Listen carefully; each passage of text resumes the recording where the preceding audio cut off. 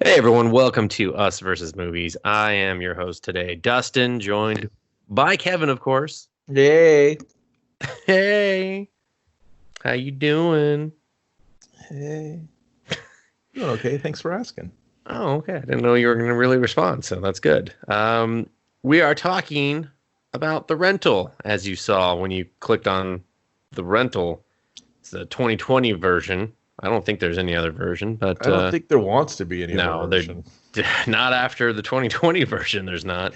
They- Rated R, runtime of an hour, 28 minutes, hitting that sweet spot, but Good not time. for horror thriller. It's not because No. it pretty much means you already know nothing happens until The last 20 minutes left in the movie. So yeah. it's like a half an hour, but the last 10, nothing happens. So I'm saying 20. Directed by Dave Franco, which, as I confirmed with Kevin, he was like, that Franco? And I was like, that Franco. The more attractive cousin to James allegedly touching a lot of women inappropriate Franco. Oh, so the Franco affiliation is fluent. Yeah. Well, I think he wants it that he's probably distancing himself from the rest of the Francos now. He's just like, no, this Franco's over here working with Joe Swanberg. Yeah, if that was me, I'd go by DF or Davey F. The F Meister. I kind of would drop the Franco. Maybe, somehow. yeah, just Dave F. Maybe.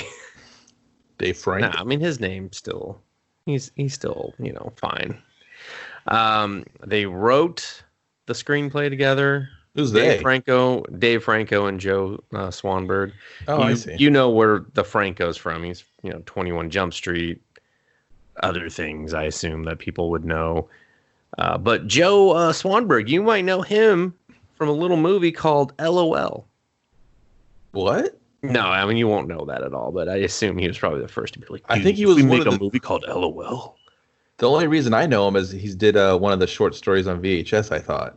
Yeah, no, he did that too. He's also done a lot of little roles and stuff. Oh, and he's a what we call a dabbler.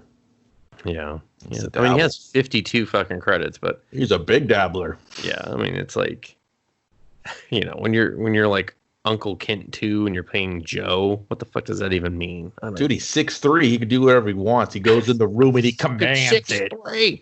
And then you have Dan Stevens, who you might know from Legion. He was Legion from the Legion was? TV show.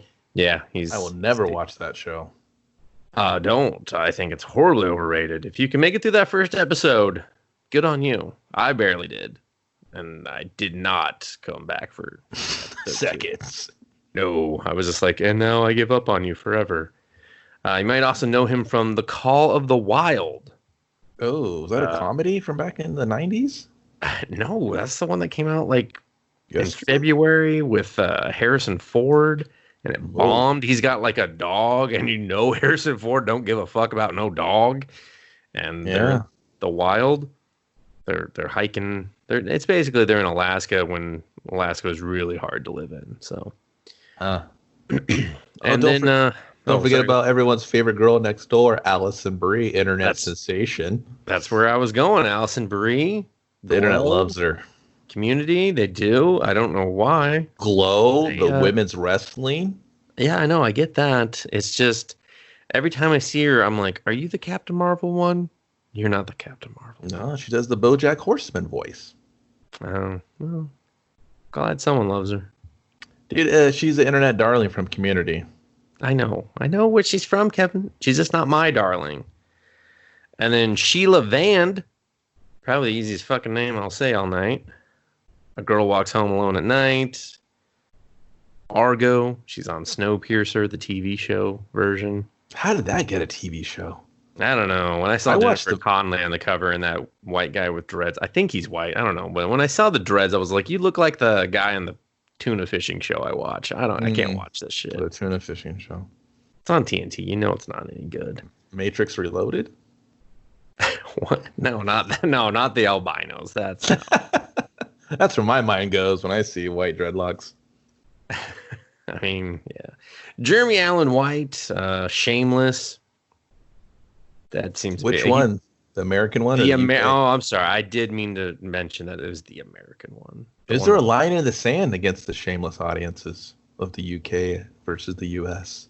Oh, I'm quite certain. So, I mean, I couldn't stand either of them. So that's where I lie on that. Yeah, just in the non-care camp.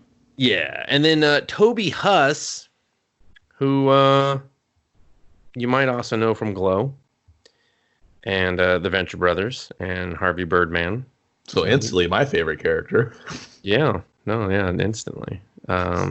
He's even done some Reno 911. This guy's a legend. I mean, this is a very weird role for him. He seems to do a lot of comedy, but maybe he was bringing the chuckles to this one. I don't know, Kevin. Maybe.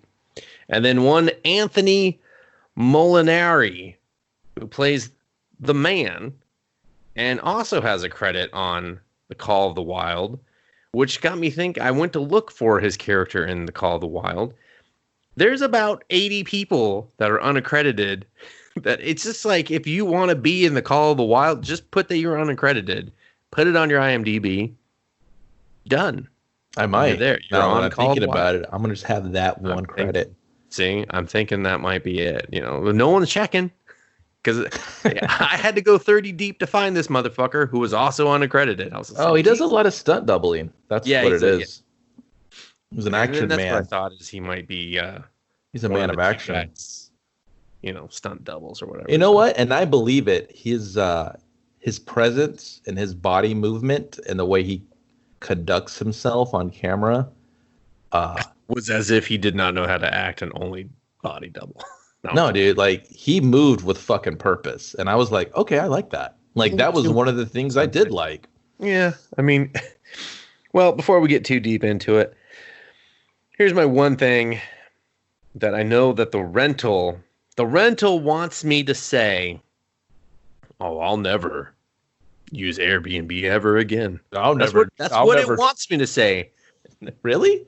But well, yes, it's trying. I thought it was like, hey, go jack off in the shower. Be the hot ticket of everyone's gonna, the little poll quote everyone's gonna say in the review, Kevin. I'll never use Airbnb again. Never the same way. I'll always question the shower head. Joke's on you. I'm a germaphobe. I've never used Airbnb to begin with. So suck it, Franco. Oh, wow. That's where I was going with that. I didn't know that about you. Well, yeah. I mean, but come on. Like, this movie was just basically like, aren't Airbnbs possibly scary? Aren't they? Aren't they, Kevin? No, I've done one. No, I'm talking about the movie. Scared one time. No, not your real life. I'm talking about the movie. The movie was just like, Airbnb is pretty questionable, huh, guys? Funny story that can link it with this movie and my Airbnb experience. Not funny, more of like, you dumbass. Go ahead. Soon to be revealed, there is a camera in the shower of one of these Airbnbs within the movie to kind of give that, ooh, spooky. Ooh, you're always being watched. Ooh, I rented from a stranger. The Airbnb I stayed in was with a couple of my buddies, and I broke that shower head right off the wall when it was full blast going because I wanted to adjust it. And I was like, this is for short people. That shit exploded off the wall. Water flew everywhere, just like the movies. Like, I was like, uh-oh. Like, literally you grabbed onto the shower fountain. curtain, wrapped it around yourself, and we're like, fellas, we got a problem. They're like, first problem is that's a clear shower curtain. Whoa. And that was after I fell out of the window. I came in through the front door. Yeah. Covered in leaves, and an old lady going, oh my goodness. She just tipped over her bush and like rolled down the street. Yeah. Still holding the hose. The mailman, who's secretly a pedophile, was like, oh damn. Hit something. Too old for me, but I like to hustle. I mean, a dick's a dick, am I right? Boom! Oh shit! Rear-ended someone again. God. Funny. Best part of the story for me is I was the third person to take a shower, so we still had another dude that had to figure it out. That thing was fucked. It was fucked, dude. He was like, I guess just a sponge bath. Who's giving it to me? They were like, I guess me. Yeah, I mean, you break it, you bathe it. Wow. A new rule thrust upon me. House rules. That's the rule of the Airbnb. So it's in the bylaws. Yeah. Let me just start by saying, why is the house upside down in the poster, Kevin? I don't know. It gave me that sense of uncertainty of just we're all just floating through space, and the next house could be my last. I was just like, I was expecting way more, I don't know, crazy side of horror, you know? No, it was a typical Hollywood. We stand around for an hour, $1.15 before anything remotely interesting happens. I checked the minute I was like, okay, we're gonna get to the murders now. I paused it. I was like, it's been an hour. They weren't really even murders. It was more like inconveniences. Yeah, I mean, all right. What's it? I mean, let's not jump to the last. Let's not jump to Let's not jump to the, because once we talk about that, we're gonna lose the audience. They're not gonna care about the boring stuff that we're gonna hopefully make not so boring. You know, when you view the movie, you're lost. You're like, why am I watching? What? Because here's the thing that I just want to get. Go ahead. The trick to these movies is like, okay, so this is very premise heavy, right? Here's the gimmick. What's the gimmick? Ooh, Airbnb. It's got to get you. Bang, bang, air guns. And you're like, oh, shit. You should have left. But in America. Here's the thing. Maybe if you guys were likable people, no one would want to kill you. Maybe if you weren't fucking scumbags and just sucked as humans, you know, no one would want to kill you. Because I can guarantee he would have watched the footage of this guy that's preying upon them. And he would have been like, this is boring as fuck. I'm going to go murder that guy saw shitting on the toilet because that made me laugh at the end of the movie. The one with the laptop who was like doing two heavy loads. He was like, I'm doing heavy loads on both ends. This guy, he's like, listen, man, the Wi-Fi works best here. I'm going to kind of take a dump, and I got my fax machine in here, and guess what? The coffee maker in here brewing up trouble. You know what? I get the coffee shits. I can't go too far from it. You get my story. Babe, I'm out of TP. Use the bidet attachment. Oh, shit, I'm never leaving again. Oh, little for me, little for you. Oh, I get it, man. You're at your most vulnerable in the shower, in the bathroom, and your pants are around your ankle. Everybody that's ever been fucked has had their pants around their ankles. I get it. None of these people get it in the shower. Somebody gets it. Someone gets it in the shower. Dave Franco was just like, oh, someone's getting it in this movie.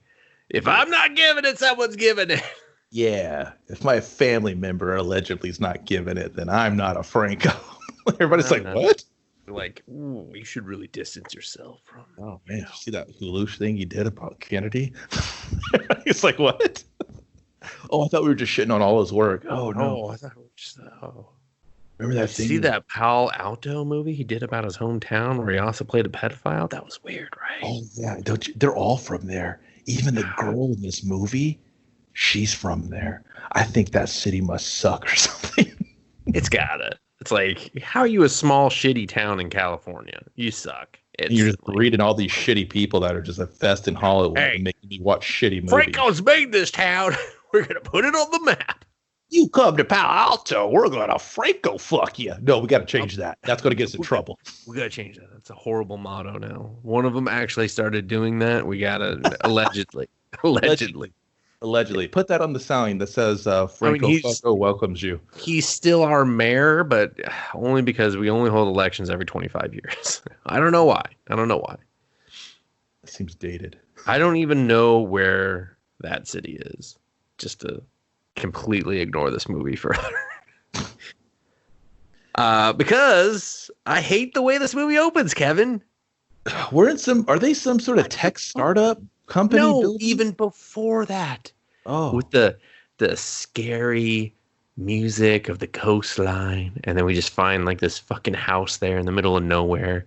Oh, and then yeah. So that house was great. Through to a YouTube video, and the sound just dissipates into like that's right. Office. It's a slow transition from the posting of the website of, hey, come rent this Airbnb. And I was like, yo, is this that movie with the Baconator? And then they're like, no, man, you already watched that, and it fucking sucked. And I'm like, yeah, but this is going to be good, more right? Goddamn rental house of hell. I'm really write a good one. Yeah, I'm gonna write one, and it's gonna be Sick AF. That's gonna be the title of it, so you know what you get when you hit play. And it's just going to be a comedy because Oh I feel yeah, like this genre, this premise should just be a comedy. I'm gonna Yeah, roll. so just that, and then yeah, them in the office So where they're a you're, tech startup in Oregon, I guess. I don't. Who gives a shit where they're from? You got The license plate they constantly showed me. you got Charlie, played by the Dan guy, and then you have Mina, and they're just kind of like. I've worked with people that I know that happen to be the opposite sex, and I've never leaned on their shoulder while they browse the internet. Like, Yeah, and been like, "Oh, you deserve it. oh, whisper in my ear about how we just need to get away. I was like, are y'all fucking? You gotta get." Are y'all fucking? Y'all fucking, right? Y'all Yeah, work I was y'all like, fucking. instantly, I was like, "You're not a couple." First of all, you is don't that need your any wife? of this. We could have just started with the car ride. I feel like Y'all this entire movie. Yeah, but like, y'all fucking. Did you fuck? Somebody who had the coworkers walk by. And My coworker's like, I need to talk to HR because I'm pretty sure those two, they fucking. That's weird. It's making a weird vibe in here. I'm HR and I'm going to put this new person. I'm doing their onboarding. The new person's like, yo, they fucking? They fucking? Yes, new person. Is that how we do it in this company? I just want to know. Can I get my rocks off now? Or Well, the company is called Y'all Fucking. y'all fucking? How much? Y'all fucking. Not enough. That's what we say over here at Y'all Fucking.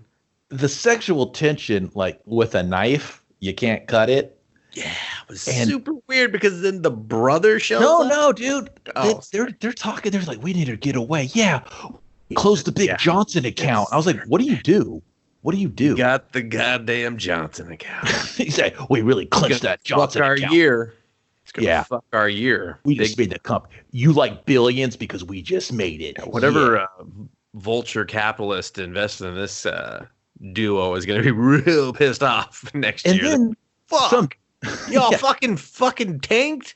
God damn it. I thought y'all fucking was going to be solid gold. I thought the Johnson account was going to pull them through. They fucking blew it. They fucked me. That's it's just the 80s. A bunch of businessmen are just throwing themselves off buildings and shit. And you're just like, God damn the economy. The Depression era? I don't think in the 80s, they were just doing blow in the bathroom, man. Oh, Wolf of Wall Street. That's another movie. Yeah. Called Wall Street. So then this dope walks in to deliver like Chipotle in a McGregor hoodie. And I'm like, who's this? Are you in the movie, sir? Please stay behind the camera. I'm the brother. Instantly like, are you a shitty in life brother? Because you just unfortunately have this look about you. He looks like a dope. Like he's just like you wouldn't give this man a modicum of respect if he walked up to you and said, can I have $1? It's an unfortunate look that apparently he's been typecasted into. Hey, man, if I needed a dopey, doofy dude, I'd be like, this guy wins every time, hands down. Nobody apply. No one else. We really need a character, someone that just embraces the look of letting us down. Can you get me Jeremy Allen White? Listen, his agent's like, yes, we're on speed dial. He's like, dude, we're here. We're always here. Always here. I got a room of 15 fathers, and if he walks into it and they're all disappointed, you get the role. Dude, that would be a great audition. Every single time it's just Jeremy Allen White. What if the dads matter which 15 fathers they get? It does. Like, hands down. So disappointed in him. From any walk of life, from anywhere in the world, 15 fathers standing shoulder to shoulder. He comes in the room and they're all just kind of like, oh fuck. They're like, oh dude. They're like, would you let him date your daughter? And they're just like, ooh. It's just like a soft mumbling, and the dad's like, maybe he tried. I don't know. Did he try hard enough? You know what? I blame myself. I didn't teach him how to choke up on that bat. You know what I mean? There's just all these dad things coming, and he's like, you got the role, dude. Some of them are crying, some of them are angry. They're just like, Jeremy Allen White, you're going to be disappointed, douchebag number one. I promised his dad, Mom, I'd raise him better. He's like, better than number two. They're just like, yeah. Only one. That's a good idea. Don't tell him that though. Yeah. So Jeremy Allen White, as I will now use his full name, or Josh in the movie. Just really quick, it's basically they're brothers, right? So the what's your name? No, this is an important point to this. Oh, okay. the Mina girl, she's of Aryan descent, or not Aryan descent. Jesus Christ, Iranian Whoa. descent. Yeah, I was like, no. But she doesn't. What? That's one of the cruxes of the story, Kevin. Right. No, they are. They look. They're white. One, he's white hair or blonde hair, blue eyes. The two white guys, and then of course Alison Brie is everyone's internet girl next door favorite internet sensation. I wish she'd move. Wow. Well, she's gonna be next door to someone somewhere sometime. Good. So get out of here. That's kind of something to remember because they use it. They use it as a catalyst down the line of their story. So they're all kind of like. Yeah, but we could have covered that in the car ride, Kevin. No, you need to know who you're fucking with from the jump, man. Because I don't want people to go, oh, you didn't tell me. Oh, I didn't know. Anyway, so Jeremy Allen White is there to pick up Mina. They're going out. They're going out, everyone. They're a couple. His brother Charlie makes a very. But her lips were about 2 inches away from her brother's ear, going, "Yeah, we really deserve this. Deserve what? Do you guys go to fuck? They all fucking. Let's go away together." Like the director's like, I need to think that you guys are fucking. Franco was like, "Listen, if I don't feel it in my nethers, you ain't fucking."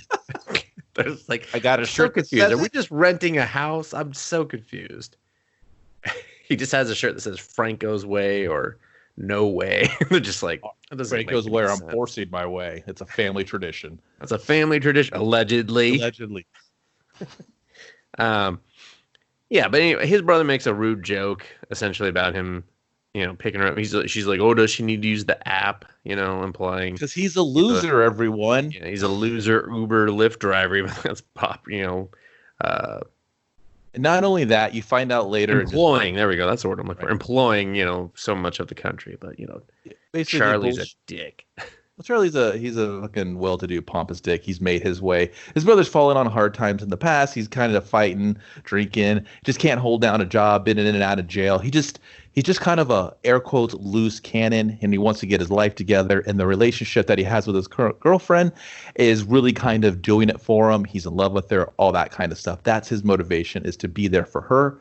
But she's very intelligent and smart, so he's trying to find that place that he fits to show his worth and love to her. That's their dichotomy. So, cut to Charlie's house. He's I don't know, tooting on his phone or something. We introduce Alison Brie. They're getting ready for bed. They're talking about the relationship. They're talking about Josh and how he's a loser. Sorry, Jeremy Allen White. Kill me? Yeah, Jeremy Allen White and how he's a loser. Everybody's like, "Boo, dated song. Fuck this. Delete." Yeah, they're like, "I really like Beck O'Delay and Beyond." The mellow gold shit. Fuck, or whatever it's called. It's literally the album right after it. So get off my nuts, Beckheads. Yeah. I want that one that was stolen on the internet that he never released. He's very specific. Someone's got it.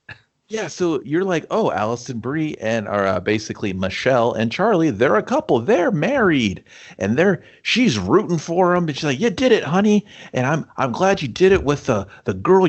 Are you fucking her kind of girl? But fucking her. But she's great too, and your brother's really trying." Okay, like jokes aside, yeah, there's a lot of brother talk here.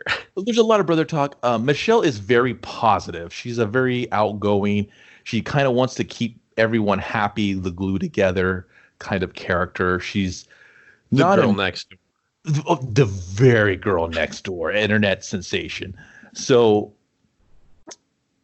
everyone else is kind of, and then Charlie's kind of like, yeah, he's trying, But it's like, I don't believe Charlie as far as I can throw him. He just kind of, he has this air of like douchery around him. I don't know what it is. It's just like, he's not likable. Well, it's because when he describes Mina, he instantly says that's because he hit the jackpot. But he doesn't he makes the husband faux pas of not throwing a compliment towards his wife. And there's a little bit of awkward pause there that I picked up on. Like, I was like, ooh, anyone she was waiting. Yeah, in any relationship knows you don't oversell someone else in front of your partner. Yeah. So if you do, you need to. It's a real, very, very tight rope to walk, and you really shouldn't even be on that rope if you have any brain in your head. Bother. Yeah, you shouldn't. You shouldn't even look at that rope. That rope should be hidden somewhere for up your ass. Walk later when they're not there. No. Yeah. So there's kind of that little So it's this. I want to say it's subtle, but it's not. The movie literally just chokes you as a viewer going, man, they're going to fuck. You're just like, dude, have they already? Because I get it. And it's also like, Josh, loose cannon, keep it in the back of your mind. Keep it in the back of your mind. Plot point, maybe a plot point. It's a plot point. Did you catch the plot point? He's crazy. How did Josh get this fucking Miss Universe? He's a fucking idiot hand grenade that can go off in your hand at any second. Fuck him. Oh, Alison Brie, everyone. And everyone's like, yay!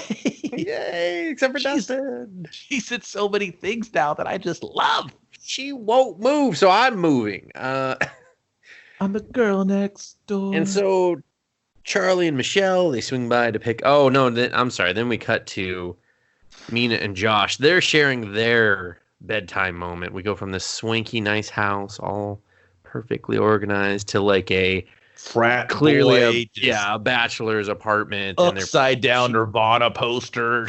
Yeah, black light. They use a fucking old sheets for curtains. You know, like, you want to smoke some weed, girlfriend? You want to get high and fuck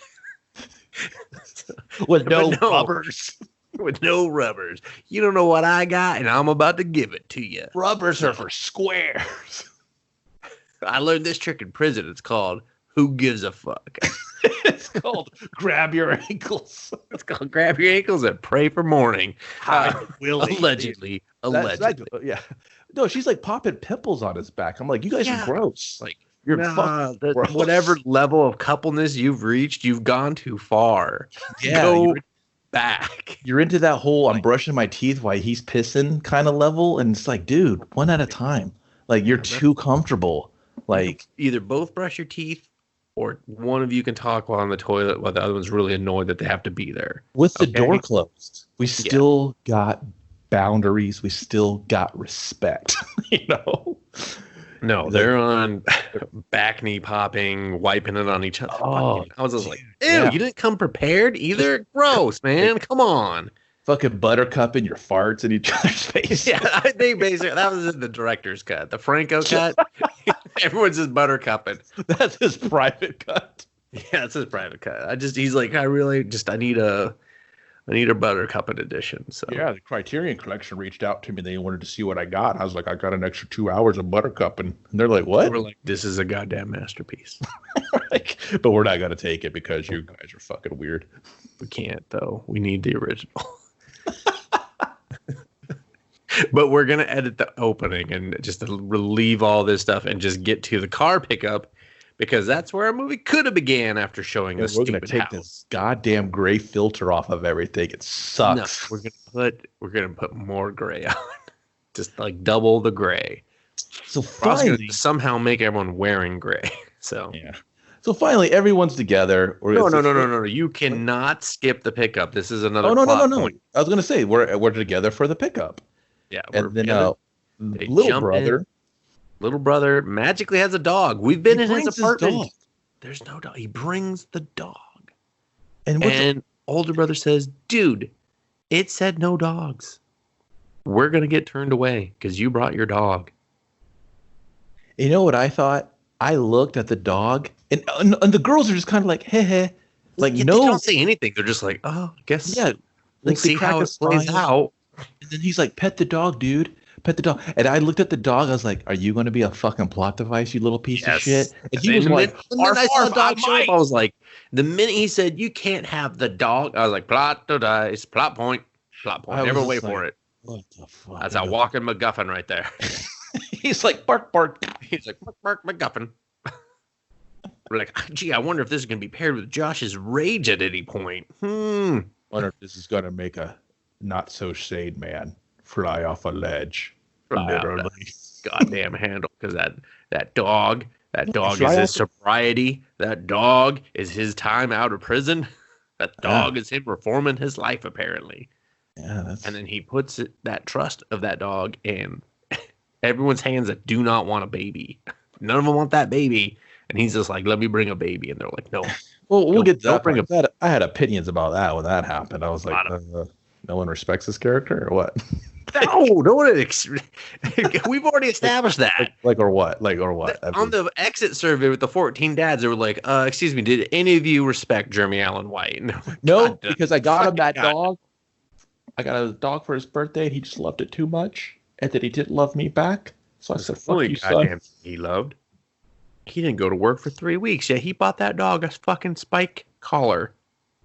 Whose money did he get that spike collar from? Yeah, jerking gherkins, I guess. So then we're off. We're finally off. We're driving. Got to have some talk. And for some reason, Mina is a little sad that she didn't get the booking. And we have to talk about this.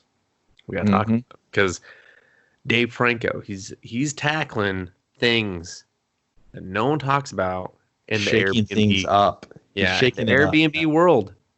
The racism towards Middle Eastern women. She basically tries to book it, and she gets denied. Yeah. But moments later, Charlie, are you fucking, is he he does the exact same booking, same time, same everything, and he gets it. Why? Because he's an Anglo piece of shit. He even had a picture of himself and Mina in the photo where she's just like, we deserve it. Mm-hmm. And like bubble letters. So she sits wrong, and then it sits wrong with her as well. It should.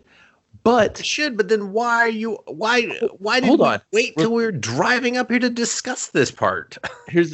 Not only that, it's just kind of like, okay, if it was me, I would be like, I'm not going. Why? Because this dude's a racist fuck. Why? Because my girl's of this nationality, I'm this nationality. Why should that matter? I'll spend my money elsewhere. I'll cancel it. I'll lose the deposit. I don't give a fuck. If she's going to be miserable and we're going to the whole thing, she's already in a fucking mood now. This is supposed to be like a celebration, even though we're unlikable characters.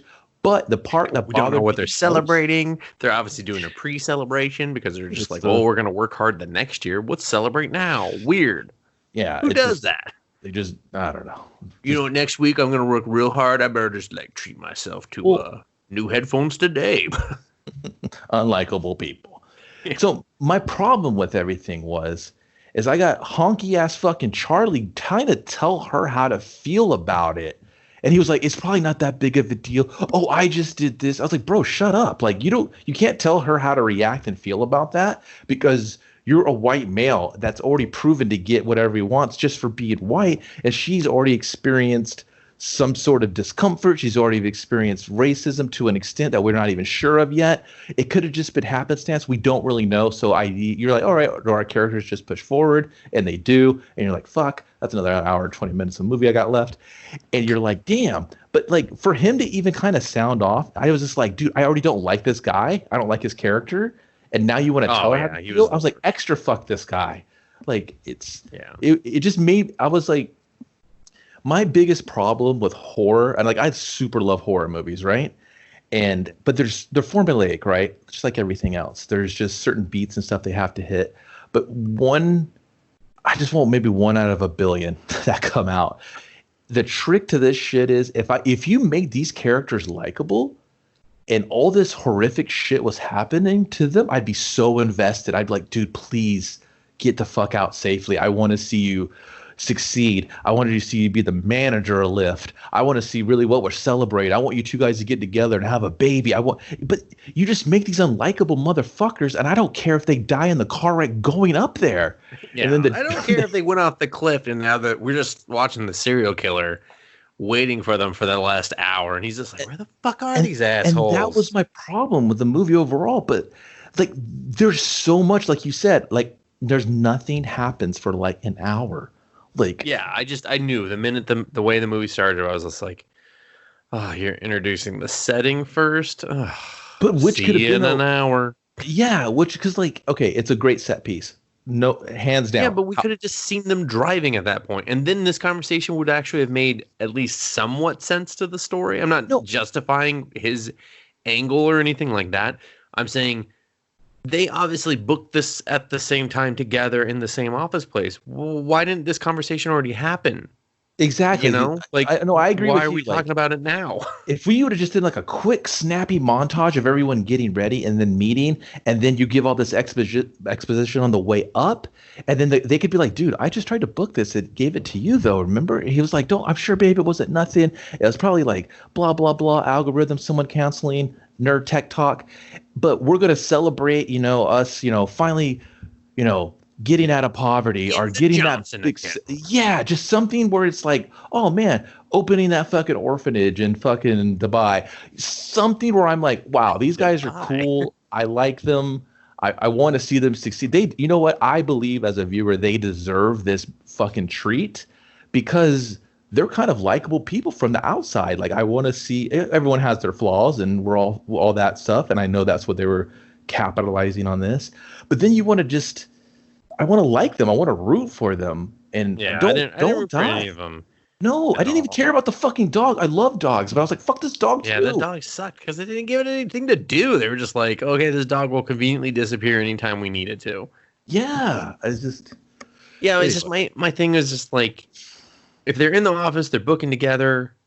I'm not saying she doesn't get to play the racism card, but it was weird that she already agreed to go on the trip knowing that beforehand and that is now bringing it up in the car ride. It's just kind of like, I thought it seemed like you kind of already went, YOLO, fuck it to that. Yeah. But then you're just like, this is my hill to die on. And I was like, okay, sure, man. Like whatever, I said, I guess people are like that. It didn't happen to me. I can't explain that sensation or that feeling. So maybe she just wanted to keep it buried because everyone was having a good time. She didn't want to be a party pooper. But then maybe it started to bother her. She was the pooper. But that's what I'm saying, dude. Pooper. Maybe it started to bother her, and she was just like, "Fuck, I got to get this out," And who can I get it out to? My fucking white guy. Yeah, my fucking. But yeah, it's 3 white people in there. They're going to be like, "You'll get him next time, Tiger." I get it. I understand. Yeah, they're never going to understand. She was just like, "I'm just here to get fucked up." Yeah, she didn't say anything, and I was just like, that's the part where I was just like, well, now you've isolated this character, right? So I'm like, am I pulling for her? Oh, what does she do later? I can't pull for her now. You know what I mean? You just took any compassion I had from her, kicked it out the window, and now you want me to decide if like adultery or fucking cheating and shit is race. What? I'm so confused as a viewer. Who do I like? I like the house. I like Taylor. Because he just seemed like an okay guy. I think he got a raw deal. He got a bum rap, yeah. He got a bum rap, and he's been in a lot of things I'm big fans of. So I gave him a slap. Exactly. When she said Venture Brothers, I was like, probably my all-time favorite show, top 3. You're in. This character does more drinking and driving than he does anything else. So, I felt his heavy sigh of like, oh, really? Drinking and driving or shooting, fighting. You don't know what to do. Yeah. So they arrive at the house. They're like, oh, Taylor's already here. And you're just like, why are you talking about this guy like you know him? Yeah, his truck's out front. They blitz that place like they're going to rob it. They just jumped and they're just like, yeah, fucking, we're here. Yeah. And he's just like, oh, they're pounding on the glass and shit. Open it up! I'm here for some B&B. And he's just standing there watching them like I assume like an old hillbilly guy would do. He's just like, fucking assholes from the city. Every single time. Dude, I'll tell you, when I had my experience, they had the lockbox key on there. I didn't have nobody greet us. We were just like, hey, the key's right there. There's your code. Oh, cool. Thanks, bro. And they changed the code every time they changed. And I was like, yeah, we're in here. We're in here, everyone. There's no creepy guy to go to murder us. Not that you know of, because he made a copy. Oh, they always do. Yeah, so, they go through they start to go through the spiel. And no, he was like, why didn't you just call me? And I was like, yeah, dude, you don't got his number? And they're like, yeah, call him. And he's like, I'm here, motherfuckers. We're definitely going to do this like 5 more times throughout the movie. So, yeah. No, he gives good feedback. They received the feedback. They call him possibly too often after that. But, yeah, so, and then Mina instantly has to call him out like, do you do the bookings here? She's got a creepy vibe from him. And, understandably, because the story is really trying hard to make you be like, this guy's the creepy guy. Oh yeah, he's got he's a red herring if you've ever seen one. He's the biggest red herring. He's just all walking right. He gets more wet and floundery every fucking time you see him. You're just like, yeah, from the camera angles that are used to kind of hide him. To he shot, the way he's shot like below a lot to make him look bigger. There's all these like, hey, take like 15 seconds before you talk and respond to anything they say, and go. Give them a glare right before you speak, and then speak short and just be real like, why'd you speak to me? Just be real like, God, can I go yet? I just want to go. Like, I hate this. So she calls him out, and then like he's just like, what are you talking about? Yeah, he's really just like, I don't fucking know. What? He's like, a lot of people try to book this.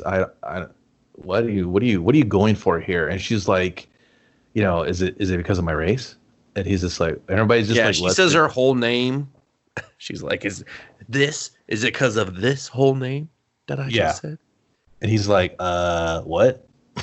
And he's just like, do you want to, and he's like, I like that he cut a bit. He's like, do you want to cancel? Or like, I don't really give a fuck. Like, the cancellation's on the website. Yeah, he basically knows her, like, her rage. Yeah, so Jeremy Allen White and Nina, they get the groceries, and she's just like, it's not sitting well with me that we're gonna give this guy our money. And Josh is just like, hey, we're here, try not to be a Debbie Downer, let's just have some fun. All right. And it doesn't look like there's anything really fun to do with this place other than like stare at the ocean.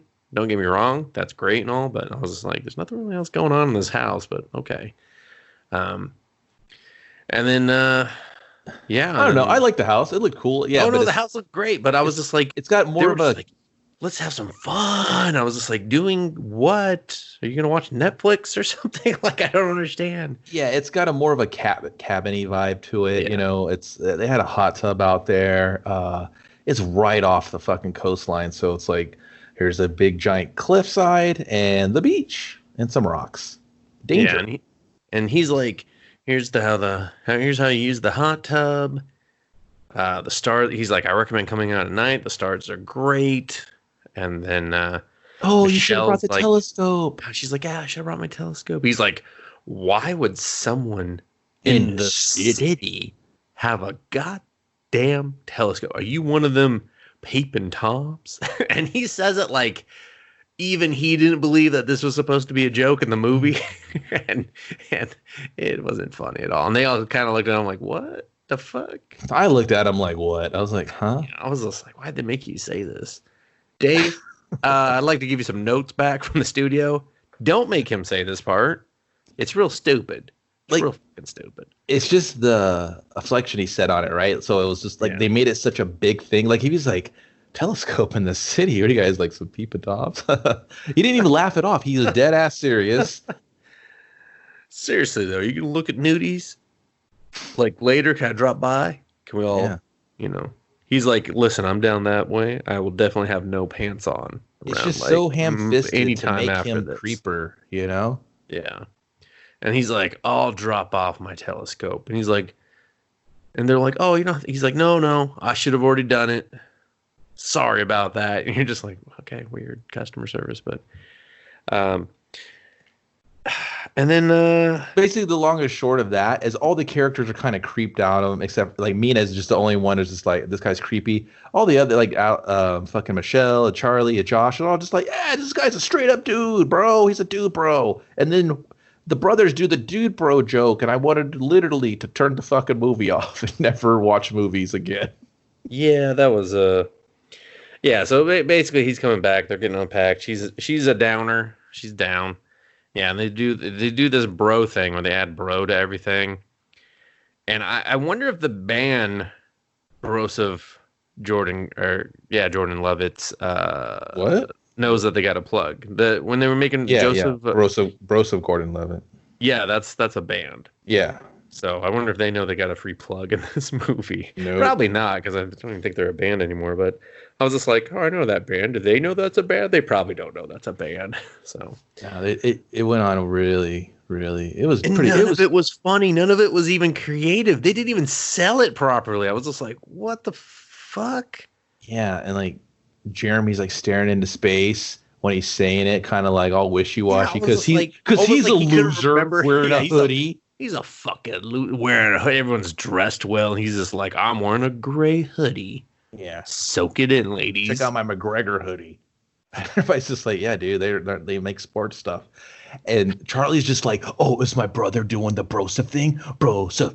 And it goes on. And then, like, I think Mina say something. She's like, go bro yourself up. Michelle. Michelle. Oh, Michelle. She has the worst one, too. She's like, go bro yourself up the ass or something. Everybody's just like, whoa. She's like, go bro yourself up the ass. And they're just like, oh, Michelle from the downtown. And that was the only part that anyone acted believably.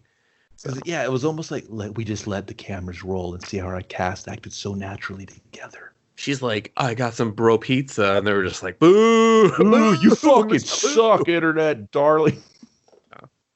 And then don't they did do the really long walk on the beach where they don't explain how they get there, and it's like super cold and dark.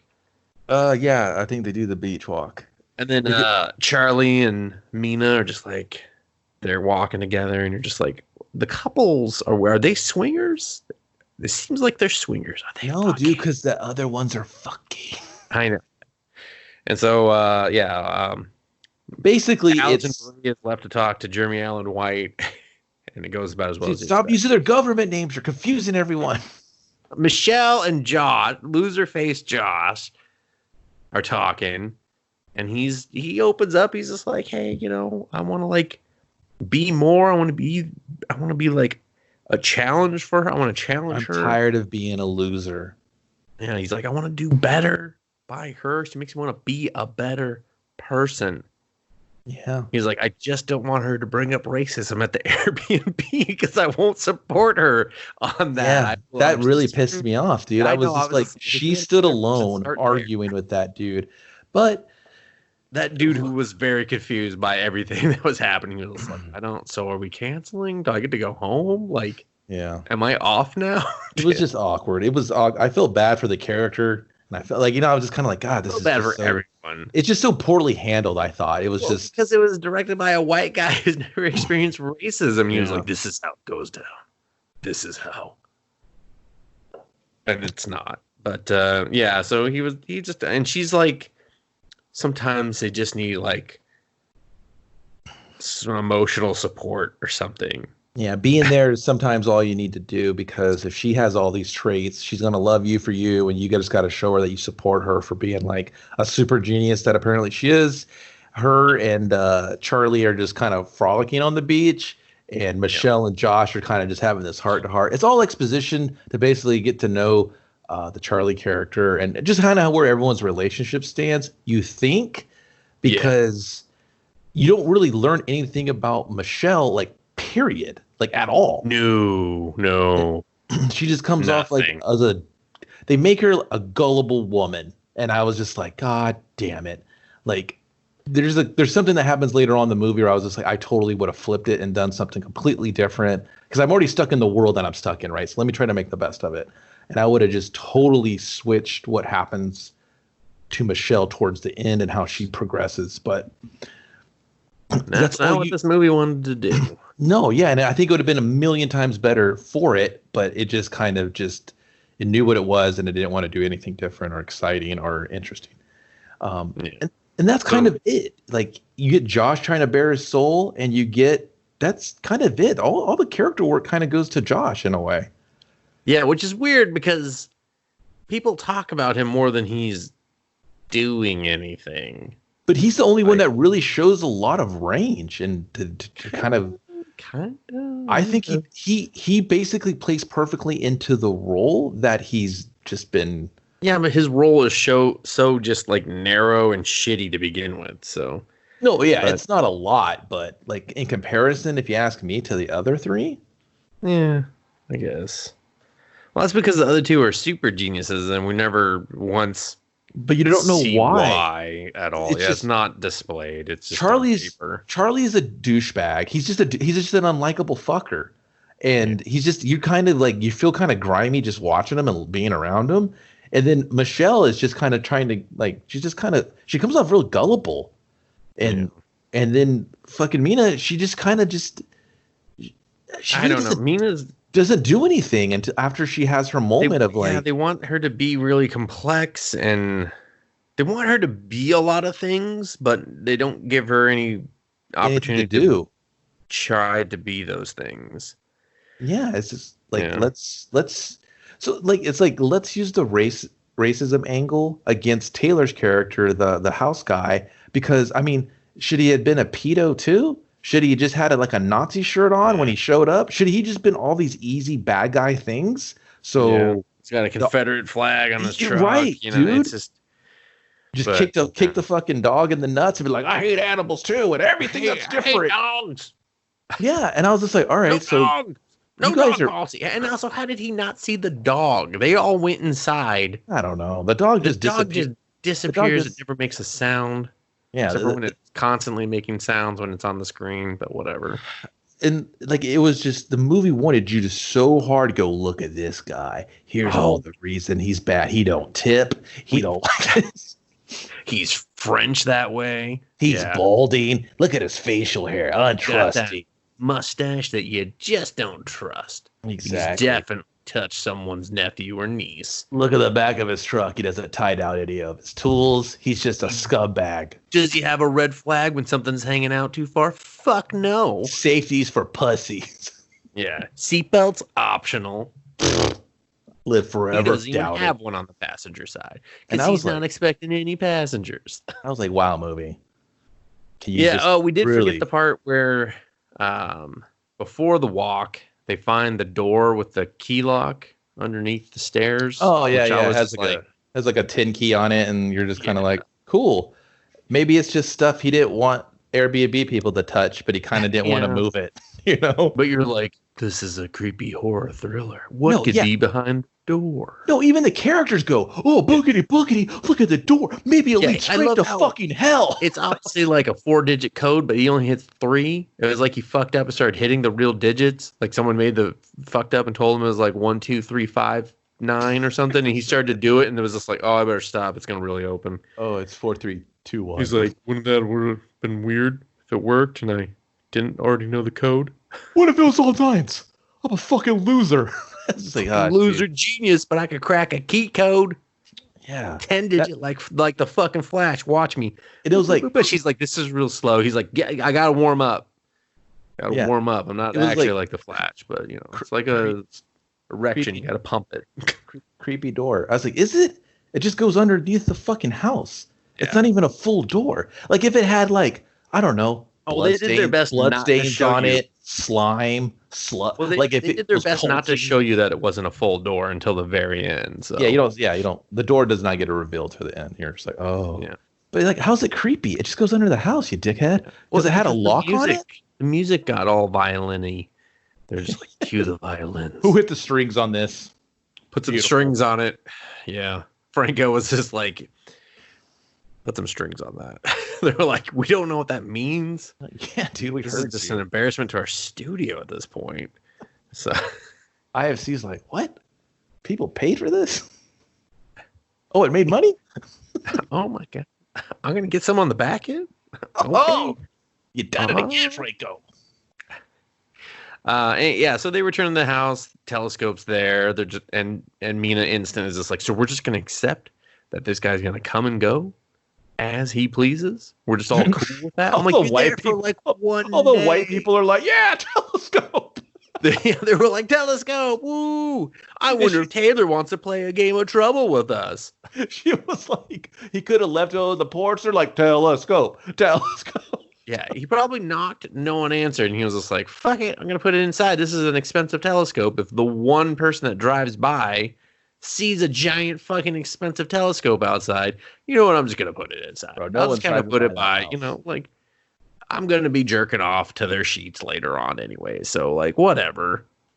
Get one in right now. Tuggy, tuggy, tuggy. Taylor's tired. Taylor's gonna go home and drink and let his dogs lick peanut butter off his balls.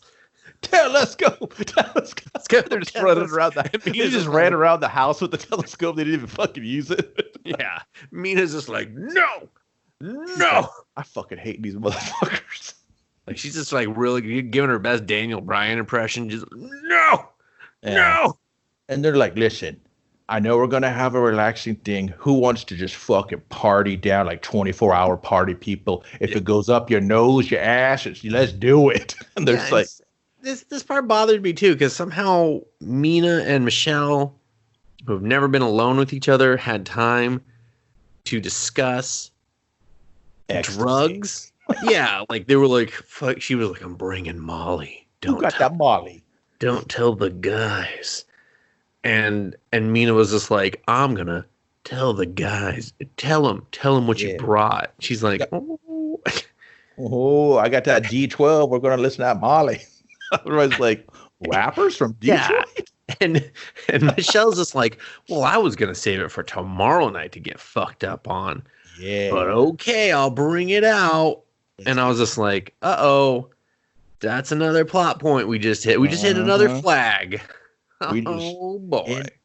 Get all your inhibitions out, man. You're on the Molly. You jump around. You watch fucking Netflix. You get real close to the screen and shit. You take your dog. You put him in the microwave. You're hot as fuck. And we learned at this point that the way Charlie and Michelle, they met at, I guess, a rave. It's alluded to, and I thought it was just a party. Who well, either way, they were both on Molly. Who raves anymore, right? That's like Dan Stevens does. I guarantee the way he dances. I was like, oh, that's a typical white guy rave dance move right there. Just a flailing fire chicken. That was a typical white guy dance anywhere. Yeah, I know, but it's like socially accepted at a rave is what I'm saying. So, at a rave, they're just like, yeah. If you do rave, let us know. Do they dance like this? Watch the movie, then let us know. Okay, that's the important part. Don't just tell us. You gotta watch. Uneducated raver here asking questions. Yeah, uneducated. No, they definitely still have raves, but I mean, maybe not like right now. That'd probably be a bad idea. Everyone wanting to like touch and suck. LA County, they'll shut it down. They'll turn the power off. Turn the power off and just start shooting you because LAPD. Greet you with bullets since 1942. Since forever, since we were founded. When were we founded? Not soon enough in our book. Anyway, so Michelle's like, "Oh, I had a real shit week, so I just want to get some rest, so I'm not like a bag of poop tomorrow." So because they're gonna go hiking tomorrow, dude. She bought a camel pack just for this. She bought a camel pack. There's some joke about a camel pack. She's really excited, guys. Just let her be excited. And he's just like, it's cute how stupid she is. Yeah, that's all I heard. Is just like, it's cute. That's your wife. Yeah, just be happy that she's excited, you dork. He was like, she's wasting money on goddamn camel packs. She's never gonna use it. I've never even seen her drink water. She's got Chardonnay running through her veins. Yeah. I swear. Yeah, so, and they're like, "Oh, well, if you're not going to, no. And I was just like, if you guys go around the room one more time saying, no, we're not going to do it, and then do it, I'm going to be real pissed off. And that's exactly what they did. So I was really pissed off. So Bree goes to the bedroom. Time. Yeah, sleepy time. She found some like dirt on the bed. No, dude, you're fucking it up. They go, here, I got you. Well, she found dirt on the bed at some point, and she was just like, ew, dirt. Yeah. That's a 4-star. Just drops her ready to fuck this place. Fuck you, Taylor. You're giving a dirty ass sheet. Also, for as nice as that house was, the furniture sucked ass. The furniture was dated as shit. Real rustic. No box spring underneath that bed. I was like, ew, you're feeling every one of those wood bars. What the fuck? Where's the memory foam? What's my sleep number? Fuck this place. Why do I have grandma's fucking Afghan on here? What the fuck is this shit? Give me something nice. This house looks nice. Everything else looked nice. And then I saw that dated stereo. Now I'm seeing dated sheets. What the hell is going on here? Fuck this. No wonder the goddamn hot tub broke. But, so what am I fucking up? She didn't find the dirt at that point or something? Yeah, man. She goes to bed. It doesn't matter. Well, she glances at it, and the dirt is not dirt. It's dust that's falling down on her face from the vent that's above her bed, because that's where a camera has been placed. Now the plot fucking thickens. Yeah. Because we got these other fucking tripping balls dingleberries outside, and they're looking through the telescope, man, and they're talking about... First we see Charlie as the dancing queen. That's yeah, dude. important. Yeah, no, it really isn't. They just do this like It is. Well, it's just a stupid, horrible joke they keep talking about. And I was like, That's why number it's one, important. Dancing Queen. Who the fuck knows that song? Like, no one in this room. No I one know listening Dancing to, Queen. No one Who listening to doesn't us. know Dancing Queen? Like everyone. When I heard that, I Right. rolled my eyes hard. I was like, oh my god, that joke matches this furniture. Some people might have seen Mamma Mia, the musical, Oh, now I know what you're talking about. It's in it, or the sequel. I assume they reused it. No, anyway. Yeah, so they're out there. Telescope. They're picking on the brothers are picking on each other. And there's a dog. Are they? They're not. Yeah. Only one's picking, and he's sitting there like. What's the "Is that douchebag asteroid basically being dead?" like, "Why am I so smart? You're so stupid, loser." No, Like- you gotta set this up because it was so dumb. Like on both ends. He's sitting there like, if the asteroid had just missed us by 0.301 millimeters, then dinosaurs would be ruling the world. Oh, when he said that, I was like, was Yeah. that the big score?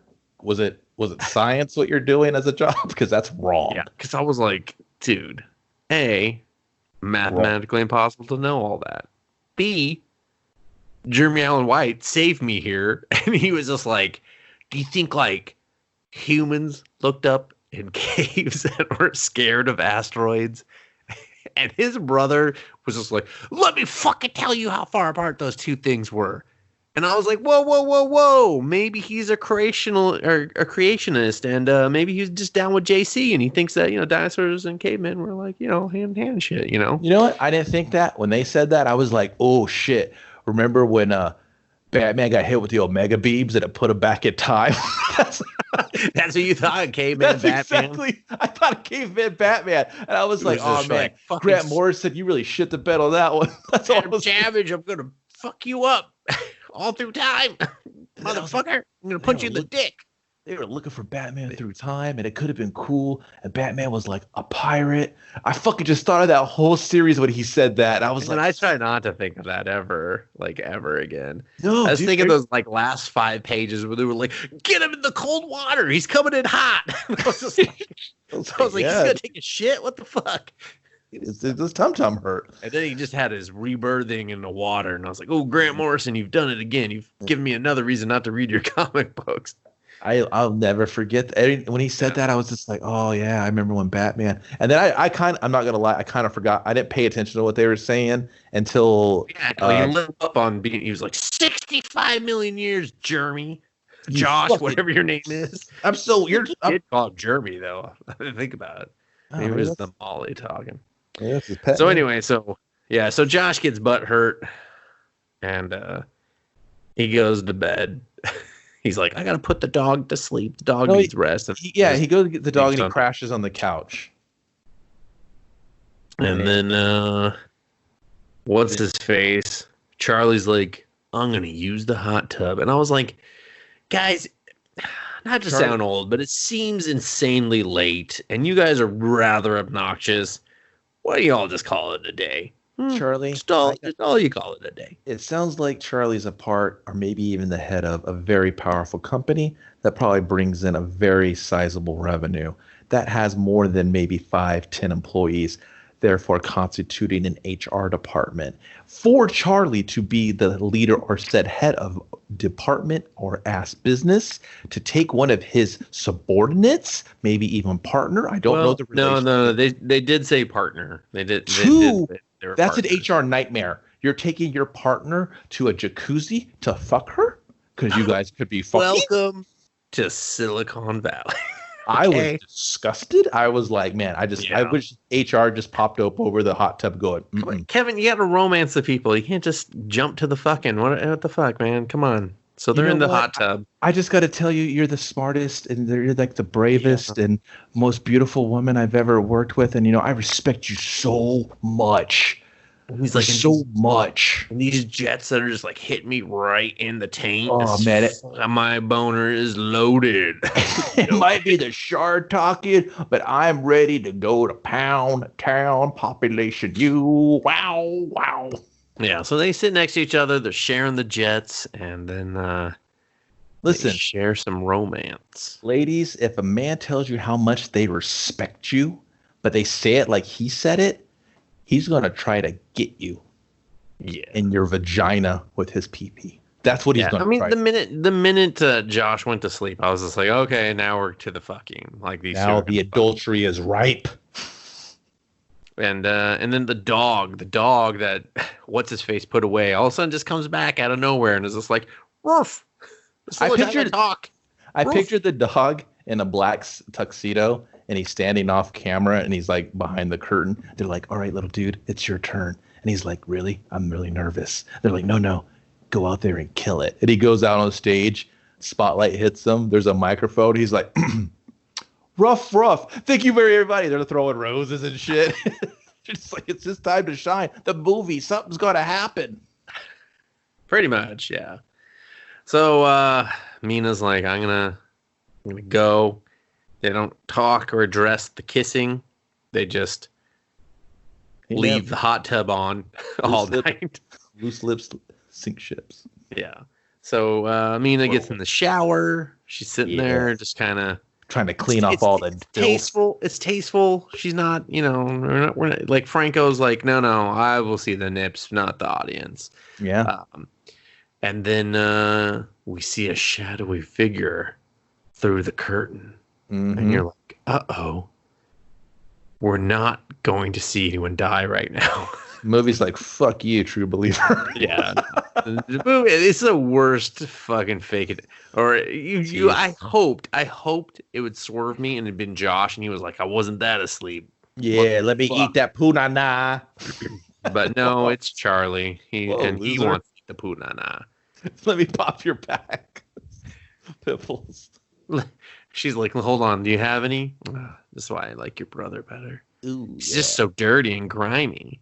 Dude, she had like her like the brother's dog probably in her mouth, and then she kissed him. Dude, what if like that happened to you, man? Think about that scenario. Change all the roles and characters to you and your family. Come on, this is Charlie we're talking about. He had boring, not boring. He had awkward shower sex. That's it.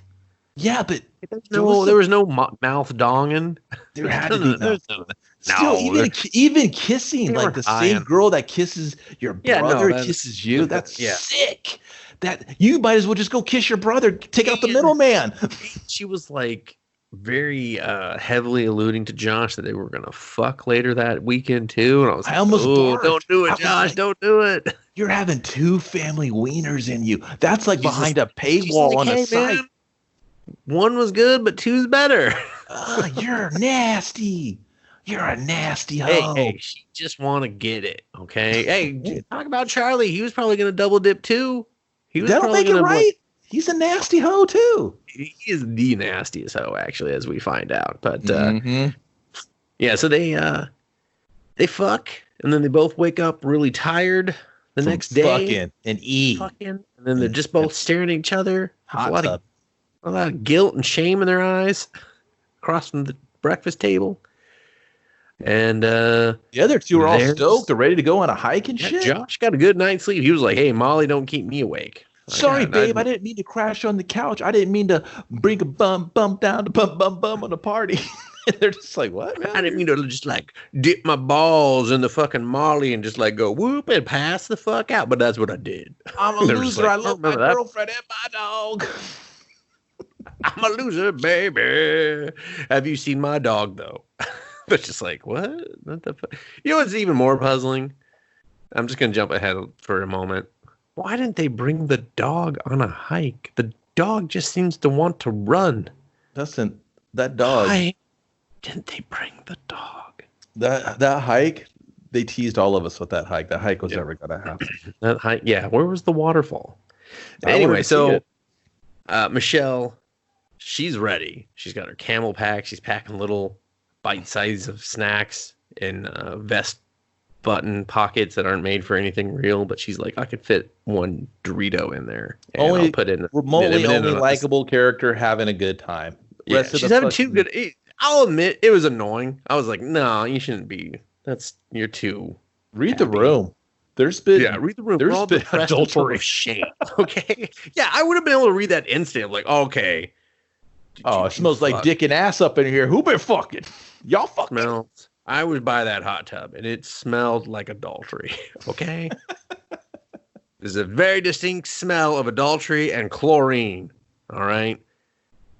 I'm going to talk to Taylor, and we're going to figure this out. So Charlie and Nina, they bail because they got some talking to do. They bail. Real bullshit excuse. Flies shitty, flies low, but it flies. Yeah, Charlie's like, I don't know. And he tries to do some, I guess it's supposed to be a cute husbandy face or something. He's like, ooh. She's like, don't give me that face. And he's just like, ooh. And I was just like, punch it. Punch his face. Listen, he cheated on you. Every time Charlie's on screen, the urge to not hit him with a fucking pipe in the head is very high. Yeah, you don't want this guy to win at all. Nothing. You want him to win fucking brick to face. Yeah. That's all you want. And then Michelle and Josh are off. They're gonna go because they don't want Michelle to go by herself. Let's get more screen time with these two just hanging out. Yeah, I mean they seemed like a better couple anyway. They're the only couple that moves the story along.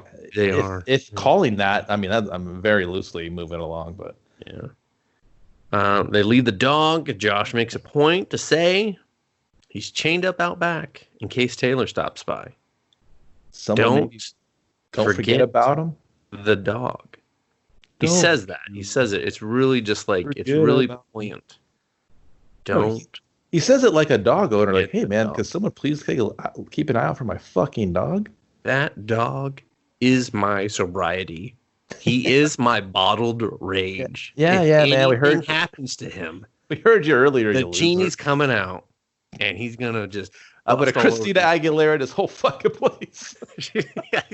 he's like, just starts doing the dance move. They're just like, "What are you doing? What is this right now?" Like, oh shit, this is good. He just does the whole music video silently, just with like a lot of like grunts and sweat, and they're just like, "Fuck, I can hear it all in my head." He's then Bob's Burgers will sees him do it and then make a whole episode about it. And they're like, "Is this funny anymore?" No. All right, we didn't need to go there. Little Bob Burger sass for you. Kevin does a drive-by shitting on Bob's Burger. I don't find it funny anymore. Fuck you. The kids see all you at Central Park.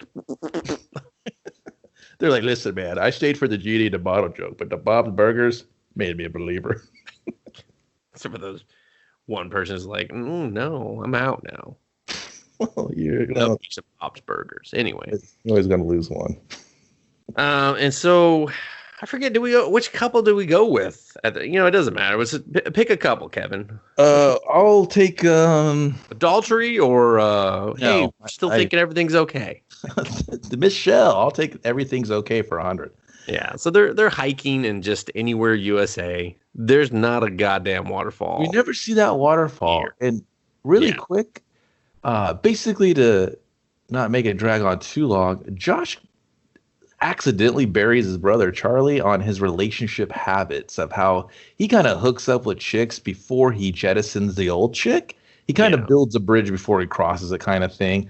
It's we established that because she mentions first though that she's like, well, I always kind of felt bad about how we got together because of Zoe or some, I don't know, fucking basically a third party that really kind of was just a victim of Charlie's selfishness. So and so it's a very long running pattern of Charlie. And after you've seen the adultery, you're like, oh, he's doing it again. He's gonna steal his brother's girlfriend. Yeah, so it's happening again. What a fucking piece of shit. He's gonna drive his next Lyft ride into a river. Okay. Where are you going? They're like, we're going downtown. He's like, no, you're not. You're going to hell with me. Oh, right, I'm not tipping. 1 star, 1 star. Everything in this movie's got ratings. It's too late. We're already dead. Yeah. So Michelle's like, oh, shit. Like, you're kind of saying some things that match behaviors that I've noticed. And she's got a big, basically, Metal Gear Solid exclamation point over her head that turns into a question mark that turns into, She's not buying that box. She thinks that box has a person underneath. A snake is inside that box. Get it? Snake! So Josh is like, ooh, I may have said too much. Yeah, and this is after their first conversation where he's like, "You're okay with her occupying so much of your husband's like time and space?" He subconsciously plants the seed because he's feeling that way, and he's kind of all of a sudden it makes Michelle feel that way with his ideology. Michelle's like, "Damn dog, you're onto something." But then we kind of get to the end of their walk, and they're shot like half the screen is like the camera is placed poorly. And then I guess I'm supposed Franco's like, I don't know how to film in the woods. like he was on a tripod and it moved. I've never filmed in the woods before, man. And he was like, fuck, dude. Well, no, and part of it was because at that point, then we're with the guy who's watching them. You know? Right. So that's where I was blurry on the screen. I'm supposed to believe it's a tree and they don't know how to film things. And I'm like, I bet that tree's about to move. And then it did. And I was just like, fucking hell. Yeah. And then it kind of, for me, I didn't like this because it's kind of getting out of control on the coverage he's getting with these cameras and how he knows everywhere they're going to possibly be, even if this is a highly traveled path. They did discuss in great detail where they were going in the waterfall, which is quite like, hey, listen, I get it, man, because the whole time you're led to believe that the house is the kind of air quotes one trap. It's like Night Trap. You're moving the cameras around to save the girls from each room from the boogeyman. But this guy, he's moving around the house and he's kind of has his cameras placed and strategically within the home. And basically he's reacting to what they say and kind of like, oh, I'm going to pick up this shot here. I assume, because I called huge bullshit when he just actually knew where the path would be. And I get it. They're not all the way in the shot. So they didn't commit to maybe going down the path because they kind of like turn tail and go back. They don't really go to the waterfall or complete this trip. They kind of everyone's just like, ooh, grumpy time. Let's go back. Yeah, Michelle's just like, fucking, is he fucking cheating on me? Do you think he's cheated yet? I don't. This is on you. I don't recall what Charlie and Mina are doing. I think they're trying to finagle the footage because she shows them the camera, right? Well, at first they're just like, hey, you know, this can never happen again. We're smarter than this. This can never happen. You know, like. But are they smarter than it? I've got no inclination that they've ever been smart their entire lives. Exactly. Especially how they talk. Just because he knows that the dinosaurs and cavemen lived at different times, apparently. I'm just like, he's the smartest man in the room. Yeah, a second grade flashcard. I don't give a fuck. Like, get out of here. Yeah, so, their tech conversation that we weren't privy to was supposed to be us knowing that they were super smart. And then at some point she's like, I'm just gonna, you know, take a shower, and then she just happens to look up and see a camera, and she's like, Charlie, get in here. It's in the shower head, yeah, and he's just like, oh, I thought you weren't doing this again, but okay. Camera. So I found the cameras, and now they're trying to debate on what to do. Do they call Taylor out and say, hey, he's got that? And he's like, we can't do that. Do we call the cops? So they start, they start running down all the bad decision number one of Charlie's of, should we call the cops? No, we shouldn't. This is number one. We will revisit this more times in the future, more times. Okay, so I know. It's so incredible how we can talk way too long about fucking dumb shit movies. That's like, well, I think we get so much traffic on YouTube because people think I've uploaded the movie. Because they're like these two fucking the geeks. Whole thing. What the fuck? I mean, it is the whole thing. We're just hearing the whole fucking movie. So yeah, it's like spoiler alert. It's the whole movie via two assholes, and you don't even have to give $7.99. We give it to you for free. Yeah. Oh, $6.99. So what he does is like, so he's like, we're too smart for this. Well, let's do this. Oh no, let's not call the cops, right? Yeah. Let's play fucking keep it from my wife because I don't want to lose my wife. Does she get the fortune? Like, you've kind of acted kind of really whatever to your wife the whole time. You cheated on her, and now you're going to lose your marriage. Is she going to get all your riches? Like, what's his motivation? Will the media get a hold of him and expose him? Will he lose? See, I don't get that. Investors? I don't get any of that. Like, they might lose investors or something. I'd buy that because they're on the cusp of going big. They're not big yet because yeah, that's what I'm saying. Like, if you remember at the beginning, they balked at the price of the house per night. They were like, "Ooh," and that's why they had to keep telling it, "We deserve it. We deserve Put it on the company we card. deserve it. The investors will never find out." We But deserve it. and then she was just like, nom, nom, nom, nom, nom, on his ear, and he was like, Nom, nom, "Stop! You're the Nom, best." nom, nom, nom, nom. Yeah, so I'm like, what is to lose? You're already a piece of shit when it comes to relationships. We've just found out as an audience member.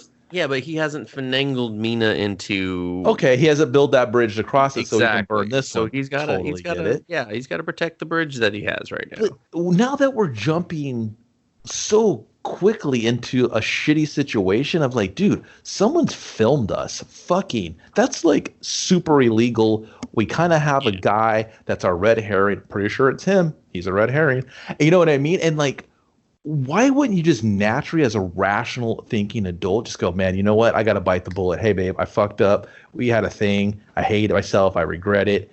You know, something just kind of own it up. And then we got to call about this guy. We got to just like say, we found a camera. Like, they were so convinced that this guy was just going to come with a big screen fucking TV and just like have the footage on loop. That's true too. That's a good point. Because I was thinking, I was like, wait, is he going to broadcast on the internet? Yeah, it's like nowhere did this say this was like a live feed. Like, you don't know what type of weirdo voyeuristic thing it is. As an audience, we know this. Whoever's watching is watching, you know, live. But like, you know, I would assume that someone's watching this and jerking off to it later, not currently. You know, so it was just weird that they couldn't just be like, "Hey, we found cameras. We need to get the fuck out of here, and we're just going to report this guy to Airbnb." Yeah. But instead, they're just like, he's just like, nope, we just got to bite the bullet, and that's it, you know? We'll just bite the bullet, don't tell him shit, we're protecting ourselves. Okay, so and you give him that, right? You're like, all right, fine, do that. You're sticking to your convictions, you know, fuck it, our secret, we take to the grave, whatever. We just tell them we want to bounce. So Michelle and Josh come back and they're like, hey, what's good? And then Michelle's like, walks by Charlie. Charlie's like, hey, babe, I was just wondering. She's like, you ready? Fuck you. She's cold shoulder. And then Josh and really like almost too much. Like, she doesn't even like. It was very heavy. It was super heavy. It was like, oh. It was very heavy, especially after her explanation. And he was just later. Fucking Jeremy Allen, what did you do? What have you said? What did you do, Jeremy? And then he's like, hey, Mina, my girlfriend that hasn't cheated on me, I hope, because I love her with all my heart, and I could just lose it if something bad happened. I will fucking snap. If a penis has entered your vagina that was not mine, or something happened to my goddamn dog. Two things. Something happened to my literally my only saving grace. It's been mentioned multiple times. He's like, I'm going to go wash my nuts because I'm funky. And she's like, no, let me blow those dirty nuts. No. Yeah, let me just put them in my mouth. I'll wash them. She's like, just like I did your brother last night. And he's like, well, I'm sorry, what? Foot, nut, and mouth disease. Yeah, he's like, so they're just like, no, don't anybody. There's cameras in the shower. Cameras in the shower. And so at this point, you know, and then like Charlie goes in to talk to, you know, Michelle, and he's just like, what's going on? And she just kind of calls him out for his pattern of cheating, shitty relationships. And he's just like, what did fuckface Josh tell you? What did my idiot brother tell you? I swear to God, this fucking guy. And he's like totally caught in it, and he's like, well, whatever I told you at the time was the truth. I don't remember now. I don't remember my lies from back then. So whatever I said that you remember, that's number one. And so this guy, he's so used to fucking women over and treating them like shit. It's like, bro, women don't forget that shit. I don't give a fuck. They remember the first thing you've ever said to them, the 13th thing you've ever said to them, the 298th thing you ever said to them. They'll remember. And you're going to be like, funny. I thought you brushed your teeth counterclockwise.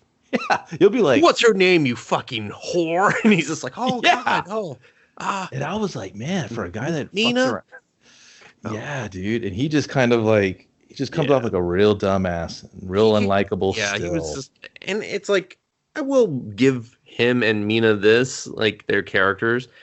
They're already in this like crazy, like, oh shit, we cheated on our spouses, and then it's like, oh shit, now we're being filmed by a weirdo, and now they're like, oh shit, now our spouses are acting, you know, our significant others are acting weird. What the fuck? So the ante has been upped. Yeah. I will give them that. I will The give both tension characters builds. that of like they are believable in that kind of like Oh yeah, no, triple for sure. whammy situation. Mm-hmm. But then Michelle just is like, "Hey y'all, I'm gonna get fucked up on some Molly." And there she was like, "This is what we talked about doing." And I was It like, sounds like adult responsibilities are going to start shifting and maybe even kicking in as this movie progresses. I'll see you later. Yeah. And they're like, no, we're not. No. And she's just like, well, Taylor's stopping by because the hot tub's fucked. And I want to fucking flip my bean in the fucking hot tub on my leg. I was just like, man, like the hot tub's fucked. Leave the hot tub alone. Okay. Also, he said very specifically the instructions are on the side. So if you guys didn't follow them, I'm sorry, but you know, Monday. That's a Monday problem. Yeah, YouTube it. Yeah. So she's high. This is the point where Josh is it turns into like a Three Stooges skit. Yeah, seriously. It was a real Three's Company, actually. Yeah. That's very good. He's like, where's my dog? And they're just like, and they're like, oh shit, we forgot. We were talking about the adultery and we forgot about the dog. And the dog is... It's fine, guys. It's dusk. Let's go look for him for about 5 hours. We'll use iPhone flashlights for the rest of the 6. And we won't go more than 30 yards. Okay? Promise. Promise. Guarantee. Stick to the roads, really. You know, stick to the roads and the well-lit areas. Okay? That's where a dog would go. Dogs love that shit. Yeah. No. I'm pretty sure he didn't fly off this fucking cliff that's 2 feet away from the house. And so, yeah, exactly. Yeah, the steep cliff, let's just let the dog... And he kept throwing a football towards the cliff. Yeah. I was like, you're trying to kill that dog. He's like, hey, dog, you want to walk on the side of the fucking devil? The dog's like, give it to me, take me now. Take me now. I hate this family. And then this is where Jeremy Allen White has the brilliant idea where he's like, do you suppose Taylor stopped by? I do. And saw the dog. Yeah. Took the dog. Yes. Because A, he's a racist. He hates everything. And B, Mina said he was coming and going as he pleases. Oh, she planted the seed earlier. Yeah. And everyone kind of goes, I don't know, Josh. I don't know, dude. You're fucking stupid. That's a bridge too far. And remember when you thought cavemen and dinosaurs were hanging out because you watched Disney's The Good Dinosaur? And they were like, boo, no one else saw that movie, Josh. What the fuck's wrong with you? And he was like, it was a good movie. And they were like, remember Denver, the last dinosaur? He was out there fucking shredded, doing fucking nose bone grinding off 50-50 on the coping. He had a 50-50 ollie up your butt. And they're like, that shit sucked too. That's basically any time dinosaurs do anything other than dino it out, sucks. Do you know they look like chickens now? Fucking heartbreaking. Real heartbreaking. You think the Transformers are going to build what it looks like a chicken? Fuck that. And so Alison Brie has the only line that made me, I guess, half smile, where she's just like, oh, fuck, they lost the dog. Yeah, I laughed at that. I was just like, all right. She's trying to fire up the hot tub, give no fucks about this dog. Like, I don't give a fuck. And she's just like, yeah, you know, Taylor's going to. So funny and weird and out of place. Like, I almost felt like they filmed her out of character and she's just kind of like mocking the scene. Kind of wondered if that Molly was weird or was real at that point. I was like, this is Molly. This is how she feels about this day's shooting. Yeah, no, totally. She was like, I didn't give a fuck about that dog from the jump. They said there's going to be a dog on set. I was like, fuck that dog. In real life. They showed me the dog, and I said, fuck that dog again. So Taylor shows up. He fixes the hot tub. They're very just like, you know, just gruff and stuff around him. And he's just kind of like, all right, listen, guys, I was doing a lot of drinking. Yeah, dude, but There's a before I got weird here. scene where he bends over and he's doing the plumber's butt crack joke. Oh yeah, yeah. And then Allison Brie's like, I'm so high, I'm gonna sniff that ass. She sniffs it. She fucking pretends to motorboat it. I was just like, I was like, what movie is this? Yeah, I was like, where's this coming from? She's high off her ass, and then Charlie's just like, he's like, stop, I'm gonna laugh. And I was like, stop, what? babe. He put the cameras in the shower that you don't know about. He's gonna watch this later. He's gonna come back and murder us. Have you washed your ass since you've been here, babe? And also, I was like, damn, Taylor, you got no butt. You got flat white guy butt. Like, real bad. Real bad. Imagine they pitched that to him. This scene, your pants are going to come slightly down. And my ass, dude. They were on his ankles. Yeah, practically. Okay. He's like, remember when you first auditioned for this role? Okay. Much like that. Because I'm Franco, allegedly. Is this getting an X for you? And Allison Brie is going to pretend, possibly really, motorboat your butt cheeks. Oh my gosh, she's a like, internet darling. Yeah. For free? I don't have to pay her? He's like, usually that's we call that a double decker on the old like Hollywood Boulevard. It's like, what, dude? I'm like, what? He's like, can I tip 25 to get a rusty trombone? They're just like, it's a sack change only. He's like, that's in the Franco cut. With all the buttercups and the rusty trombones. Instead, everyone's getting rusty trombones in the Franco cut. You're telling me internet darling, America's sweetheart, girl next door, Allison Brie, is going to munch my fucking mud hole? They're just like, he's like, do I got to clean it first? He was like, she would prefer you not. He's like, I am there. Dude, can I marry it? Everybody's just like, dude, stop. This is fucking weird. Like, keep rolling. Keep rolling. Criterion's gonna love this. I'm using 8mm to film this scene. Yeah, so yeah, seriously. He's like, not shooting this part of my phone. This one's forever. This one keeps. And so he opens the panel. He says it's stuck in cleaning mode. Idiots. And I was just like, how do I get to cleaning? I don't, you know, he tried to clean the pre-man jism out of the fucking thing. There seems to be a lot of pre-cum around the jets. Is there some adultery going on here? I don't like it. You know, smells like adultery and Did you add too much chlorine? God damn it! That's why I went to clean mode. Couldn't handle all the pre-cum, the adultery, and the chlorine at the same time. Pull my pants up and get the hell out of here. Don't you fuckers know nothing? Y'all be safe. Have a great weekend. Whoa. Yeah. No, Jeremy Allen White's not done. Uh-oh. He's like, listen, buddy. And this, again, him and Mina have this pattern. Everyone tells both of them, hey, play it cool. Be cool. Don't say a goddamn thing. And then they both go, yeah, cool. I'm going to let you finish, but hold on. I got to fly off the handle real quick here. And so old Joshy Boy's like, did you fucking come here? Look at my dog, make sweet love to it, and then steal it away from me? And he's like, I'm sorry, what? You brought a dog here? You're not supposed to bring a dog. And he's like, answer my question. Did you fuck my dog? Because there's a lot of fucking going on in this movie. Did you fuck my dog? And he's like, no, I did not fuck your dog. He's like, listen, man, I got to crash. I'm out of here. Enjoy the hot tub. Like, listen, the buzz is wearing off and I got to drive home. Okay. He's like, the sweet kisses on my tush from Miss Bree are fucking getting dry and I got to fucking bounce. And then Mina's like, what'd you say to me? He's like, by the way, I'm a dog person too. That's my brother's thing about the whole dog thing. I love dogs, but you know, he's like, I hope you find your dog. And he's just like, I know how to keep a secret. And she's like, you're just like, hey, motherfucker, you want to see something? She's like, you can keep a fucking secret. I'm gonna come to the bathroom, and he's just like, oh, is it the toy? Like he's all just like, yeah. Like I loved when she's like, I got something to show you, and he's just like, oh.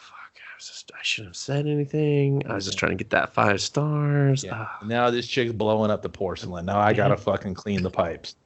So this is like the part where the movie's like, hey, Hey, wake up. Something's about, yeah, it's like, this is the part where I paused it when she was like, I got something to show you. I was like, okay. I was like, hour into the movie. And time. Yep. Time for everything to happen and none of it to be well developed or good. No. Yeah. So she brings him into the bathroom and you're like, damn, Mina, can you stop bringing in dudes into the bathroom? I was like, is she gonna fucking ruin his butt virginity too? Huh, Mina? Huh? He's already gone. Yeah, she's like, no. I'm just going to fucking grind on your nose. Yeah. I'm going to do that thing in Brazil where they sit on your face and to suffocate just a little bit and I'm going to fart in your mouth. Just like, what? He's just like really specific, but all right, I'm willing to try anything. He's like, not going to lie, you ladies here in this house got some kinks. Yeah, just going to put it out there. It's healthy, you know. I understand why these guys stick around, you know what I'm saying? Because, I mean, they're douchebags otherwise. Hey, man, put a ring on this one. She's got a hot bod. Yeah. And she's like, you see that? And he's just like, what the fuck am I looking at? He's like, what is... He looks at it like he's like, I don't get it. Shower, like, is there a drip? Like, he's like in handyman mode of like, what is that? He's like, it's got 3 massages. I know they got ones with 12. Like, I can't afford that. Did I not clean? Do you need some CLR? What do I do here? Like, how do I should have just left. I should have fucking just left. I wish I had just left. Should have took my fucking telescope and left. Yeah, she's like, that is a camera. You fucking bitch. Motherfucker. And he's just like, whoa, what the fuck? What? No. And she's just like, if you tell anyone what you saw, and he's just like, I didn't see shit. I don't know what you're talking about. She's like, I'll fucking go to the cops. And he's like, I'm going to call myself right now. And she's like, whoa. Hey. No. He fucking doesn't flinch on that bluff. Yeah, he's just like, no, fuck that. He's like, let's call the cops. Like, this isn't good. Like, he's the only rational person in the movie all of a sudden. Exactly. Yeah, he's just like, am I the only character anyone should like? Movies portrayed me as a fucking creepo. When I saw his flat ass, I was like, no, he's trustworthy. I read the ridges of his butt, and I was like, no, he's good. It said God we trust. In God we trust. I was like, he's a good soul. I mean, you got pull it down further. It says, "Don't tread on me." And I was like, I mean, we are in Oregon. You know, we're in Oregon.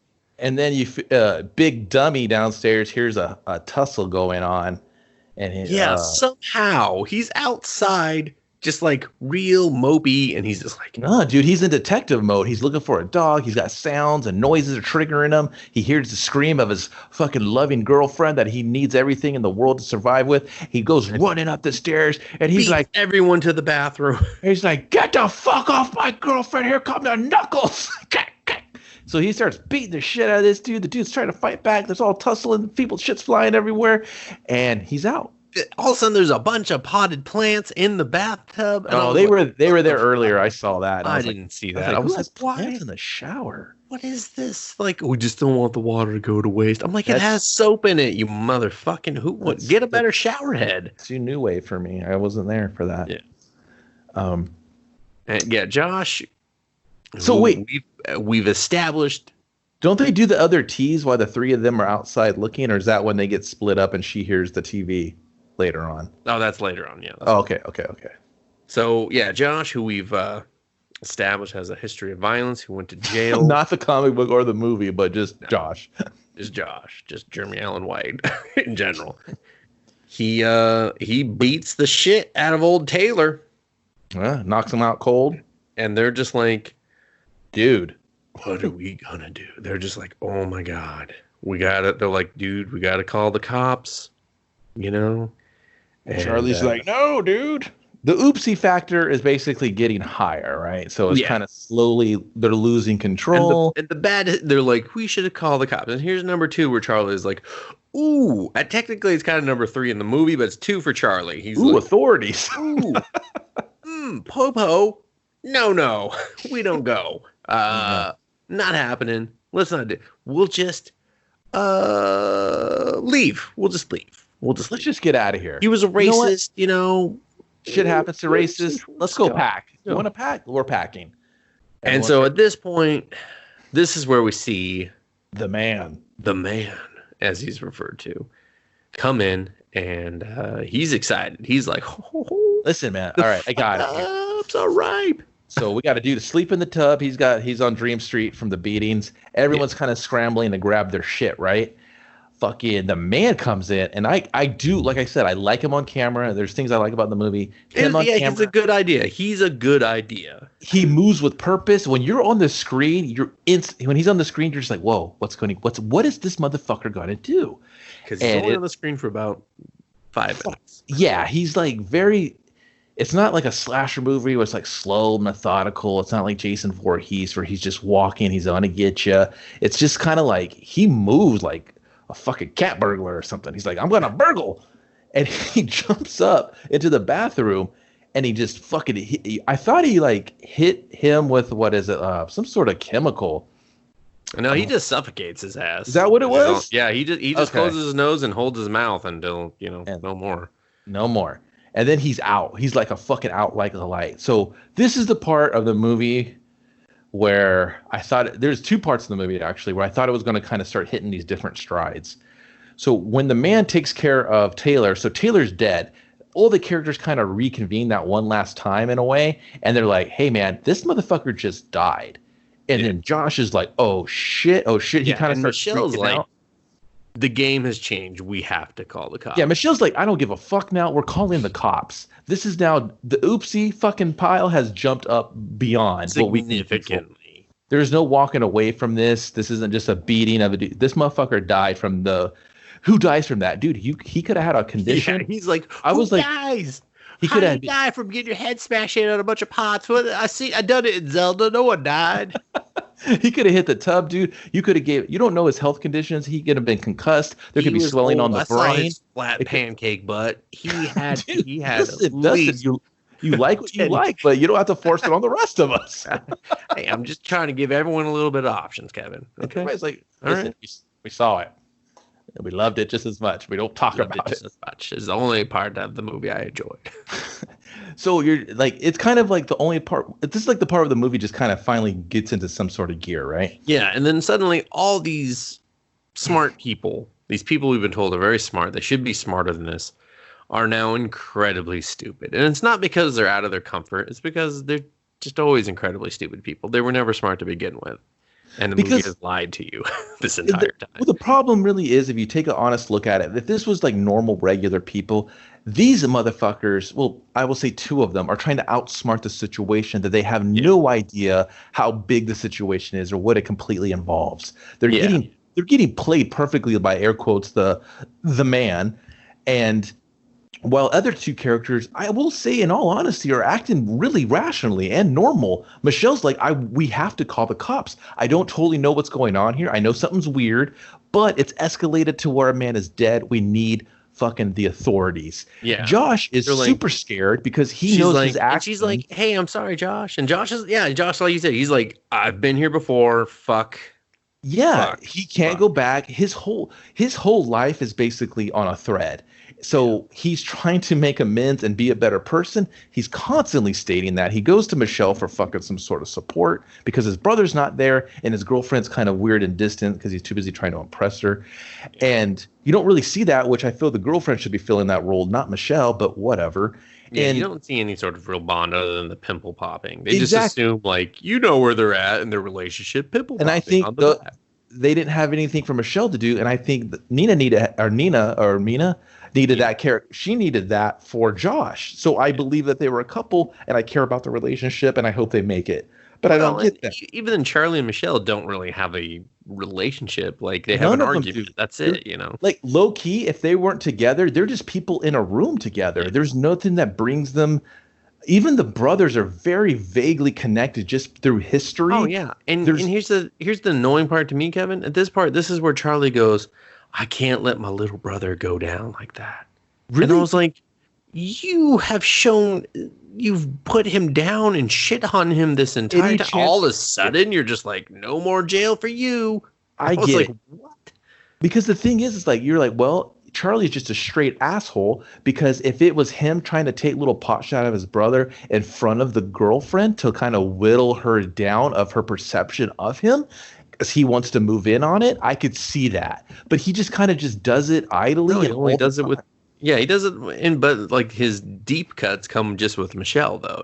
Exactly. Like and like maybe if Josh had interest in Michelle, maybe he would try to do that like in a reverse way.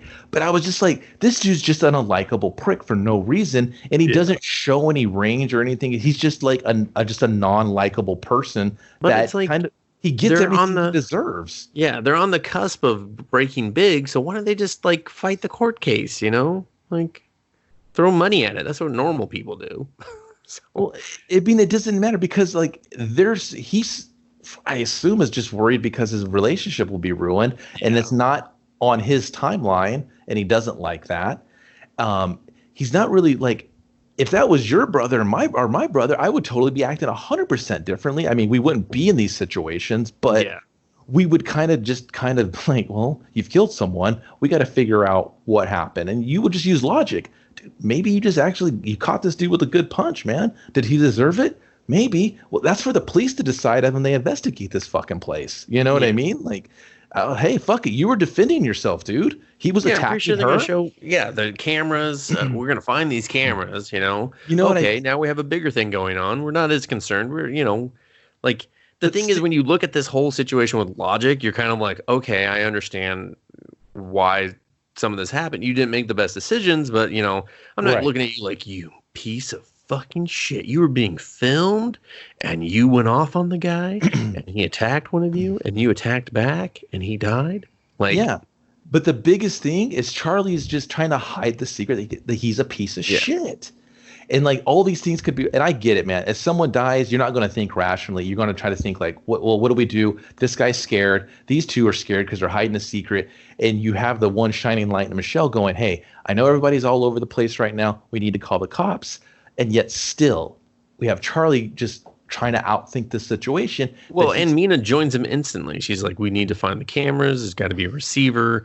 And then so they just instantly go through of like, okay, what do we got to get? What do we got to do? Well, right. Because like, if you really, really think about it, what is Mina going to lose in all? I think it's Mina, M-I-N-A, going to lose in all of this. Like her loser boyfriend, there's not been one time I've seen a relationship thing with her where she's like, you know what? He's kind of a little rough around the edges, but he just kind of fulfills me and brings me something that no one really ever has. You know what I mean? Like, she doesn't say any of that shit. She's just like, that guy was a racist to me. Yeah, there's like no that's her whole. Unfortunately, her whole character is just that. Yeah, that she knocked, or he gets killed because he's a racist, because we had to project him being a bad guy to trick our audience. But it's like these relationships are so underdeveloped; they're basically non-existent. They could have just been. It's like a Saw movie. It's just four people thrown in a situation. Figure it out. What's the puzzle? You know what I mean? And it's like when the man shows up, I don't care if he smokes the whole fucking team. I don't give a fuck. I want him to, because I don't think anyone deserves it. But so instead, Michelle, she starts packing and just pouting, and the other three they go to work. They clean up Taylor's blood and stuff from the bathtub. When they dropped him, taking him out of the pool, I laughed so hard. Yeah. I'm sorry. It takes three of us to move this. I was like, where's all your blind rage strength now? You can't even fucking take the dead body. You can't even take a body out of a bat. That guy's like $150 wet. What the fuck? Here's the thing. I get it. Josh. He's air quotes, no pun intended, dead weight. Fireman's carry. I can guarantee she can carry him that way. It works every time. But she's holding one leg, one shoe. And when they take him out of the pool. I got the mustache. They're just like, no, don't hold I got the butt crack, Dustin's favorite part. They're all floppy like a pancake. That's where the honey lies. So they take him out of the tub. His head, Josh he's like, pulls down his pants. He's like, hold on, I'm going to get a quick one in. They're like, no, come on, no necrophilia now. No. I was waiting for it. When they took him out of the tub, he's like, I'm not dead. And then they'd hit his head on the fucking ground. I was like, I am now. Now he is. Oh, that's a double murder. You killed him twice. Yeah, and then they poorly drag him over to the cliff where the dog most likely died. Spoiler, the dog. And then they go to throw him off the cliff, and then he hits the rocks. I laughed again. Yeah, I did laugh at that part. I was like, no one, you're there looking over the edge of where you're going to throw him, and you don't see a giant rock below you and think maybe 10 feet down the other way. Just I was like, how about we just shuffle over here? Yeah. just a bit. And all these giant rocks, maybe we should like tie one to his foot or something. Yeah. Because yeah. So he's double dead now. He falls. He hits his head. It's like Weekend at Bernie's all of a sudden. It is. It is Weekend at Bernie's. Like, I was just like, this is supposed to be funny because I did kind of laugh at this part. And then Charlie's just like, fuck. And I was just like, come on, Charlie. That was your best delivery of the whole movie. And they kind of look at him like, wonk, wonk. I was just like, yeah, dude, this is a big wonk, wonk. And his brilliant Charlie idea, throw a rock at him. I'm going to throw a big rock at him. When they threw a rock at him, and it kind of clipped his head, I laughed again. I was like, dude, what's the plan here, guys? What dude, is this going to do other than cave his skull in more? Is this Charlie from Sunny in Philadelphia? Because this is what he's acting like. Yeah, it was just like, and then he's like, fuck again, and he has to go get another rock. And why don't you just get a big stick and poke him? And then finally, let's go back to the house first, actually, before we. Because Charlie's like, it's okay, we're gonna fix it, babe, and she's like, it'll never be over. I ain't gonna forget this shit. You think we can still be like a husband and wife after you fucking murdered someone and then try to cover it up and you're just doing weird fucking creeper shit? She's like, we're all accessories now, like. Yeah, she has to basically explain common law to him. And he's like, oh yeah. It was just like, oh, does she work in a law office or something? Could there have been a great point where she said, my job as a paralegal sucked all week and, anything to whatever. Must have been all those episodes of Matlock she watched. Yeah. So, I mean, I knew everything she was saying too from just watching TV, but whatever. So she hears water running and she's just like, fucking goddamn another shower problem in this movie. I was like, this movie loves the shower. So she goes to the first shower. No water. Goes to the second shower. No water. No water. She finds a staircase that has never been introduced into the entire movie. Big reveal. There's a loft, and it's beautiful. It's out of date too, especially the staircase. Yeah. She goes up there, and she sees the footage perfectly looped, where Mina's showering, and then here comes Charlie. Here comes Charlie. He's just like, and then it loops again. She's like, oh no, I want to see if he penetrated. I know how mad I gotta be. But so and this is the part where I think it should have switched to a comedy. So, it's already kind of done that. It has a light, humorous moments that you probably shouldn't laugh at, but I did because I'm weird. She's just like, fuck it. Fuck this. And I'm like, yeah, you have no ties. You don't owe these people shit. Yeah. He's already he fucked up and she bolts. She gets the fucking car keys. She's like, enjoy walking, dickheads. Peace out. I'm out. Drives away. And I'm like, I was like, this is great. I wanted her to call the cops. Like, call the cops instantly. Just be like, fuck them and call the cops. That's what I would have done. That's the only remotely likable character. You're just so thirsty for a likable character in this. And she's like, well, I guess you'll do. Internet darling. You'll do. And I was like, as she picks her phone up, I was like, she's calling the cops and boning the fuck out. I love it. Okay. And then I thought, even if she just boned out and we cut away from her. Yeah, like she made it out because she did the right thing. If she was the final girl or whatever you want to say, and she makes it out without the fucking showdown, and those three got smoked, and I would be happy with that. Yeah. Oh, dude, even at their funeral, whatever you want to do with her afterwards, I don't give a fuck. I'd have been like, cool. Someone beat the system by using common sense. She is rewarded by keeping her cool, by keeping calm. Sure, she's hurt and heartbroken and all these things, and she just dodged high on Molly in it. She just dodged a disaster by being rational. I would have loved that. And like she reads in the paper like fucking 3 murdered, and man, she's like, oh shit. Yeah. Oh, shit. And now she's yachting because they didn't get divorced and she got all the money of the big payoff. She folded the fucking company. Whatever. I don't give a shit. Insurance premiums. The dog was worth billions or something. I don't know. However you want to say it. Josh was embezzling in our company and that dog was insured for all of it. All of it. You know that dog was the original Alpo Gerber baby? You're just like, what? That Okay. dog's real name is Chunk. Yeah. I believe it. That's way better than Reggie. So and I would have been like, cool movie. Yeah. You kind of did something a little bit different. And no, she hits a spike strip and hits a tree. And I was like, God. Oh, hold on. You're skipping ahead a little bit because, yeah, they do show her see the footage and start to bone out. But before that, we go back to Josh climbing down the cliff. And they grab him after he's already climbed the fence and halfway down. They're like, no, don't do it. No. And he's just like, it's okay. I got to do this. It's my fuck up. And I was like, just fucking die too right here, Josh. Like I would have loved it too if he just was like, oops, woo. They're just like, oh God, the whoopsies, the oopsie whoopsies are just, God, there's so much more. Now we got literally two killing dead bodies. Fucking just leave them. I don't even care. They struggled. One fell off. The other one fell off. I don't even know. So he lands on old Taylor. And he's just like, he's within kissing range. And he's just like, I'll see you. He doesn't do it. Yeah, he doesn't do it. Instead, he just like awkwardly pushes him off. And they're just like, we did it. We poorly got rid of we left a lot of evidence. We did it, guys. You know what, though? The footage. The footage of the murder. We make our brother believe it's the murder footage we care about. We got to get the footage. And so they pull him up. That's when they're coming back. And that's when she bones out. And then, yeah, she hits a... Well, those three are coming... Strip.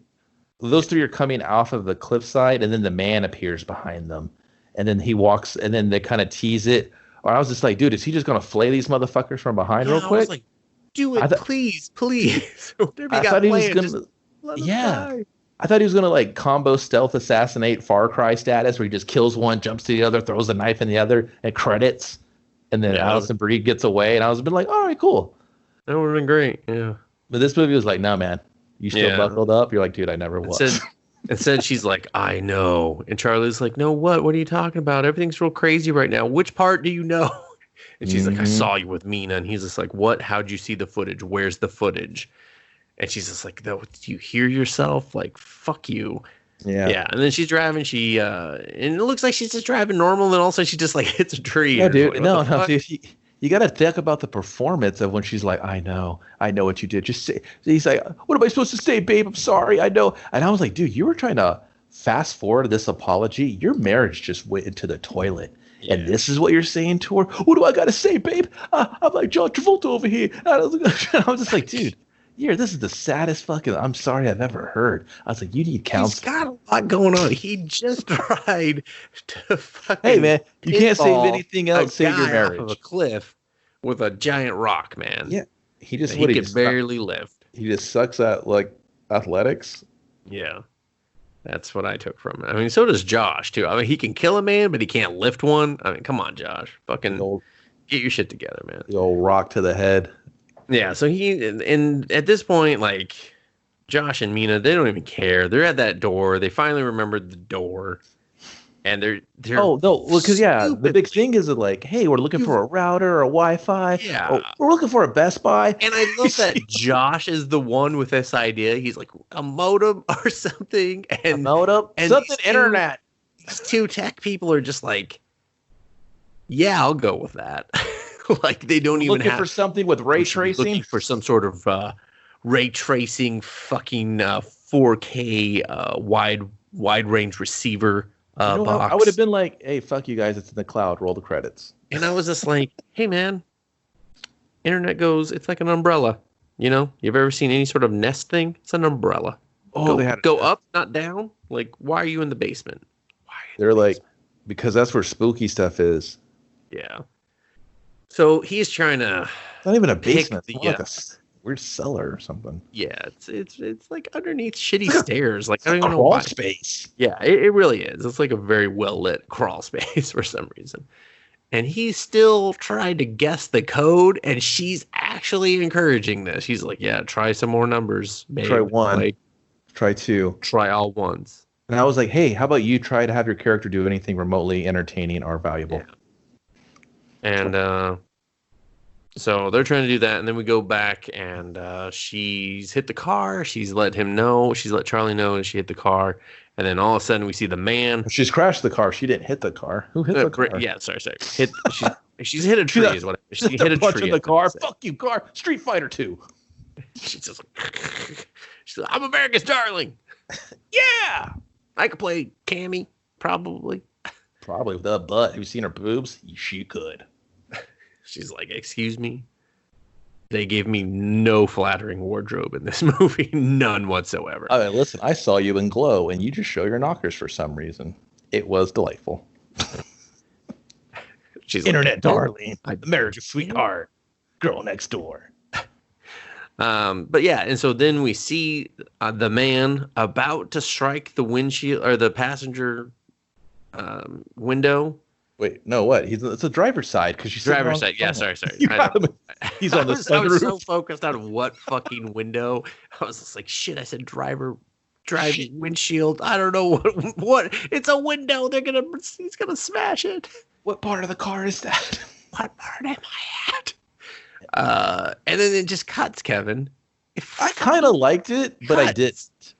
I hated it because I was just like, no, I mean, like, you've made me suffer through this whole movie, and the most gore I've seen is a fucking dummy body get hit in the head with a rock. No, I was just like, come on. Hold on. I kind of like the way the idea of that shot for like a trailer or something. Like, but I wouldn't use it in the movie. You know, it'd be one of those scenes you're like, oh, they shot extra stuff for the trailer. They didn't use like this. Franco was like, listen, I don't actually like gore. So no. They were like, no, there's legitimately probably no gore on this. There's like some slashes of wounds, but you don't see any. There's nothing graphic. There's no like. Well, just one, but not like even then. You're just kind of like, well, like Becky, for instance. Like there was like heads getting hit with lawnmowers. It's like shotgun. You know what I mean? That had more. Yeah, she was running up guys with fucking spikes in her boots and like kicking their head off and yelling Mortal Kombat. Yeah.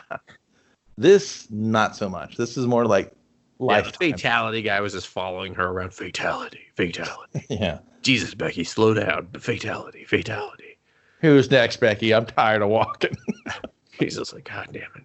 You know what? Here's my voice. Just hit this button. It'll be fine. You know, whatever. But, yeah. And so then Charlie goes running. He's like, she's in trouble. I got to go. They're just like, yeah, we're trying to like crack this pin code for some reason still. And he goes. It's real ADR. They're like, "Hey guys, America's Sweetheart's been in a car wreck. I got to go check it out." And they just kind of look to the left, and I was like, "They were like, hey, we're going to put some audio." They were like, just glance to the side. Yeah, you know? Franco was like, "Don't worry, I'll make it make sense in post." And they were like, "Yeah, we know how it works. We've done a movie before." And he was just like, "Oh, okay." It's not my first rodeo, Franco and American. Rodeo.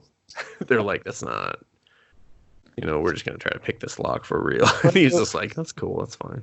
Franco and American. And then Charlie gets to the car and the most unrewarding death. He finds the car window busted in. He sees a phone light and he's just like, babe, oh, babe. And then he steps on his dead wife's head. He's like, whoopsie daisy. Made me laugh. Yeah, I was just like, did he just kick her in the dead head? I was like, what the fuck, this guy? Don't put her on a dead body. He gets real waka waka. Great band, by the way, babe. Oh, Deadhead. Whoa, I got killed. Yeah, he just gets, you know. Hammered. Gets hammered in the head. It's hammer time. Yeah. And you're just like, that's That's all for Charlie? That's it. He deserved a way brutal. Like they should have just threw him in a fireplace, man. Like he sucked. He needed like a big brutal death, and I was just cheated as a fucking viewer. Yeah. And then so we go back to Josh and Mina, who are completely unaware that the movie's over. Yeah. And Josh finally goes, fuck this fucking little walk that you could totally kick the fuck off. It's like a $9.99 fucking digital 10-key lock that you get at fucking Walmart. Yeah, it matches the outside of the house, but not the inside. The inside that has like the stereo system from the 80s. Like he put one kick to it. It literally just flew into the next county. He was already committed to the second kick and was just like, I'm just gonna kick it again. I'm just gonna kick it again. I'm like, dude, it's had enough. You got it. They open it, much like Charlie's death, anticlimactic, because it was a huge red herring. Okay, because anytime Franco said, "Give me some violinis," nothing happened. Well, so they go in and it's like storage. It plays on the trope that you think it's like the character even says what everyone thinks it's going to be from movies in the past. I thought it was just going to be a bunch of CCTVs and just the huge wall of monitors like I was at a fucking remember Circus City, babe? And then some guy just plugging it, you know what I mean? Just fucking waxing and fucking just his dongs out. And then I just get the footage and we like, do you ever play Hitman where you got to steal the footage so they don't like find you? Like it's a clean hit and you got to go back and get your suit. It's just like that, babe. And she's like, you're a loser. I'm going to check this Sterilite box 16 times for fucking and then a router. She's like, well, what?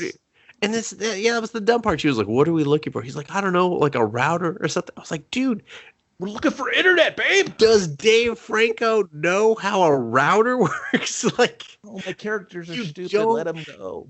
Do they not know how a router works? Like, the router's not doing anything with video footage, you motherfuckers. We're looking for fucking T1 cable, babe. The funny part is none of them checked the router that actually had internet that we saw Charlie set up instantly when he got there. He was just like, I'm fucking connected to the Wi-Fi. And he finds some Polaroids and she's like, what are those? He's like, you don't want to know. And I was like, I do. What are they? Hey, movie. Is it his stuff collection of everyone he's killed before you? Is it? Please show me something. That's what it wanted you to think, but no, dude. It was probably like out of focus Christmas pictures because he pulled it out of like a fucking Christmas box or some shit. Yeah. And so Nina is just like, I'm gonna go. He's like, I just need a minute to like pretend there's a router. I gotta like find a router. They both looked at this lamp like it's this lamp. It's dude, they dug in the same box like 10 times and he's just like, I need some time. I'm such a loser. She hugs and she doesn't encourage him or support. Yeah, she's just like, yeah, man, you're going down. Are you you're gonna do some hard time with some big men and they're gonna have their way with you. I'm gonna be honest, I'm not gonna wait for you. Okay? Or the back me wasn't that good. They're gonna call you Velvet Butthole when they get you in there because it's gonna be silky smooth. Like, I did prep you. You loved my thumb up your butt a lot. So, you're ready. You're fucking ready. Now pretend that thumb's sweet, sweet guy kisses in prison. Pretend that's a 7-inch penis entering your body. Someone's a fuck. Way to go, science queen. 7-inch penis. And then so the man runs by and flaps the door, and he's just like, "What's going on?" And then he starts getting. Someone hits the strings, and someone gets the celly cell. I was like, I'm gonna airdrop this porno of your girlfriend banging this dude. Well, he airdrops a conversation, and he's just yeah. The conversation that's very obviously about, like, we need to address the adultery, and he is so dumb that he's just like, babe, why is Charlie sending me this weird conversation over and over? Dumb loser, Dustin. Like, haven't you been watching?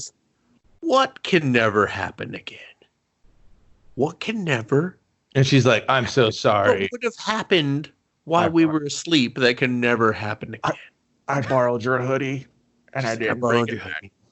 I didn't bring it back. In fact, I fucking burned it because it was fucking hideous. And you're not a hoodie guy. You're not a hoodie guy. Oh, he's a big hoodie guy. He looked like a meth head instantly. I saw him. I was like, don't ever get out of that hoodie. He's won't. poured into that hoodie. He's like, this hoodie is me. I am this hoodie. That's his next movie, I Am Hoodie. I Am Hoodie. Soundtrack by Hoodie Allen. Ooh, fire. Skin it all on there.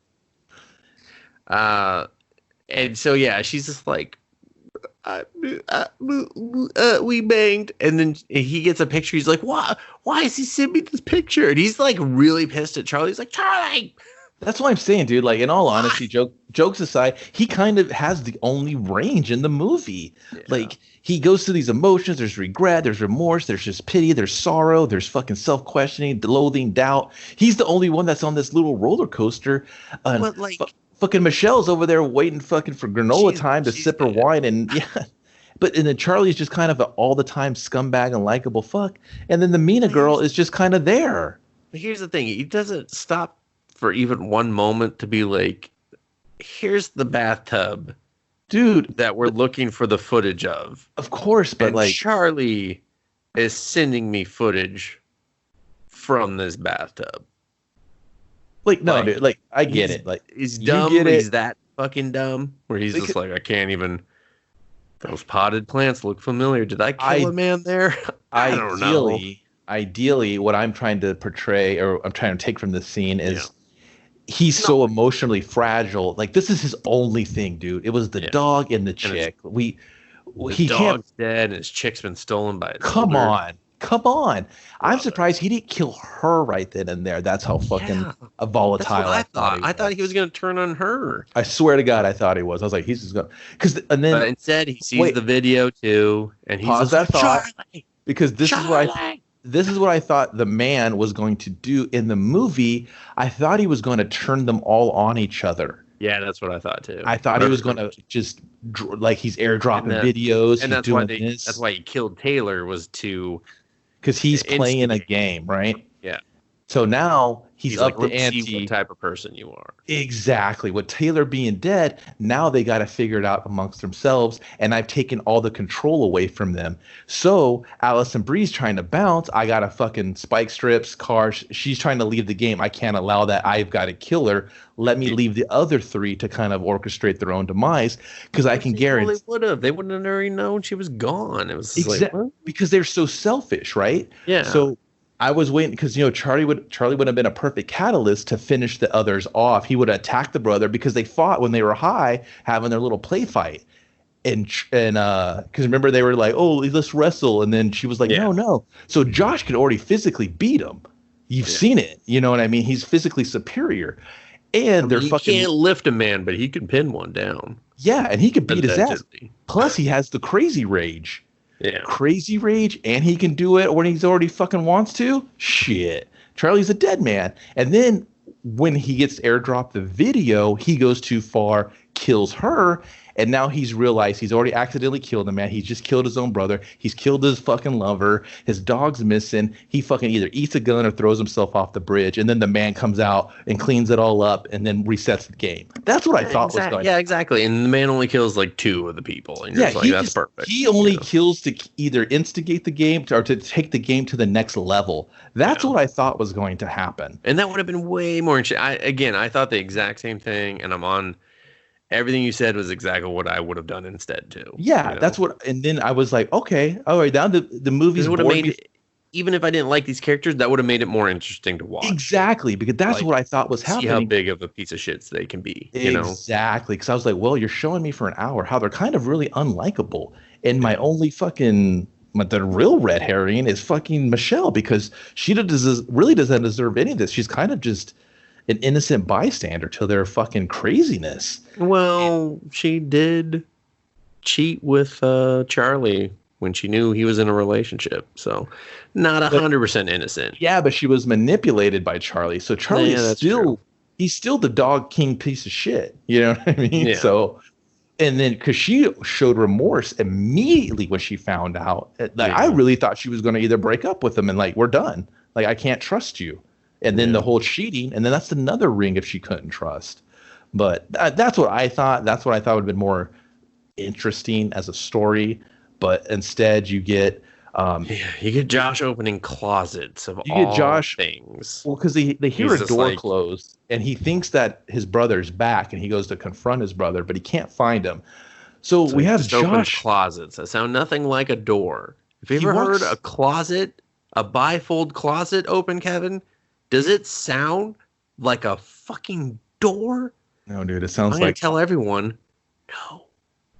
And he opens 3 of these before he gets to an actual door. Dude, he's Josh raging. is earning that stupid badge every looking chance under he gets. breads. He's not thinking. He's like, where are you, Charlie? I'll show you that cavemen lived with goddamn dinosaurs. I'm gonna beat your ass back to the Stone Age. You remember that one Batman where the Batman was there, and the whole issue with him and the cave, but then the rest were rushed. Do you remember that? You fucking remember that? He ended up in a bathtub at the end. They were like, he's coming in hot. They were chasing him through time, but they're always just like behind him for some reason. They couldn't keep up with him. Why did Doomsday give a fuck about Batman? Anybody? Remember when Superman beat him with a whistle? God damn it, Grab Orson. You've done it again. You've ruined something else I've loved. Remember Pig? That's why I won't. Jesus. He spelled it with a Y.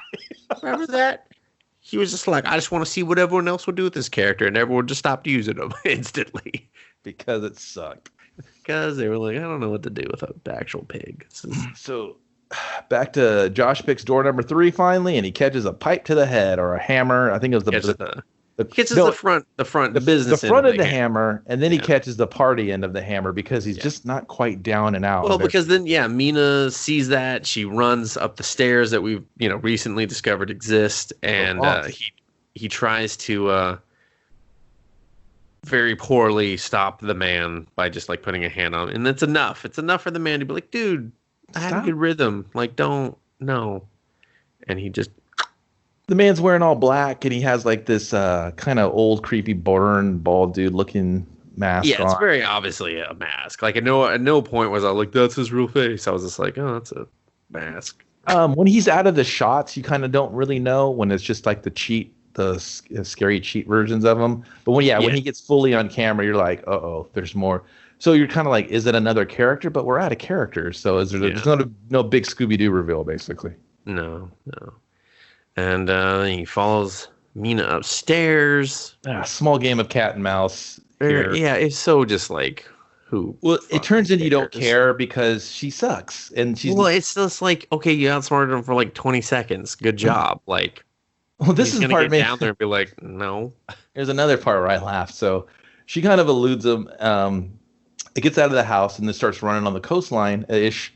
Through the trees. Oh, no, you can't. No, you skipped the whole part. No, hold on. No. I know what part you're talking about, but so she drops her shoe off the patio. Dude, this is not even worth it, this part. No, it is. No, this is very important, Kevin. What? Go ahead. Very important. I'll tell you why. Just let me get there. Okay. Yep. She drops her shoe to make it seem like she already jumped. And so now he's like, I got to go run after her. But he doesn't fully buy it. Of course not, because he's the man. He's the man. He's got cameras. He probably just went, okay, let me check the camera. Dude, this is his 9 to 5. You think him chasing down hoes is like fucking easy work for him? So she gets to the stairs, and then she rolls down the stairs because they tussle, and she like puts a knife into his cheek or something. Yeah, it's like a pocket screwdriver or something. Yeah, we don't know. We don't know where this came from. It's a pokey thing. Yeah, and it doesn't do any damage to him because he's the man. The mask, and he's the man. The mask ate the damage. She twists the ankle of the foot that has no shoe, possibly because she has no shoe. So she's limping on the foot. Dude, it was so. I was like, really? That scene was for you and the underwater movie when you were talking about feet not getting hurt, and I was like, there you go, dude. No footwear. She got hurt. Yeah. You happy? I was just like, see, that's what you get for throwing your shoe. You thought you were smart, but now that ankle's hurt. Dude, she was wearing like fucking. I know. She was wearing like Keds. She was saving those ankles. Those fake wicker sole Keds. She's like wearing Toms and shit. She bought a pair of Cedar Village in Ethiopia, and she broke her ankle. I was like, of course. See, you thought you're smart, but now you got no footwear. All right, now take it away. Now they're running through the coastline. Oh, she's zigzagging through the fucking the fog's rolling up, and then she's trying to cut in between the trees, and she fucking eats one. I laughed. She's just like, oh yeah. And she sold it too, and I was just like, yeah, dude, you don't know where you're at, and it's like it's thick as pea soup out there, they say. Yeah, but he runs, like you've said a lot, with a purpose. Like he is just sprinting through these woods, like he fucking grew up here. He's just like, I love the way he moves. How she got away at all, I don't know, because he that's the only thing is like their pace was very different, and his was Yeah. much faster. Like, I don't know how. And the thing is, like, he's not playing with any of them. It's not like the thrill of the hunt. He's all business. Yeah. Like, that's why it was almost like he was annoyed that Josh lived from the first place. He's like, what the fuck? I felt that. I felt his annoyance because I was annoyed. Yeah. So I was annoyed. I was annoyed too. I was like, fucking Josh, get the hell out of here, man. I was like, double up on that hammerhead. He's like, I still love you, Mina, even though you cheated on me. And I just learned that like 2 seconds before dying. Oh, yeah. I'd yell, bitch, you're dead to me. And then I hope he gets you next. Crack. Oh, I'm dead. See you in hell. I said that earlier, but I'm going to say it again. Josh out.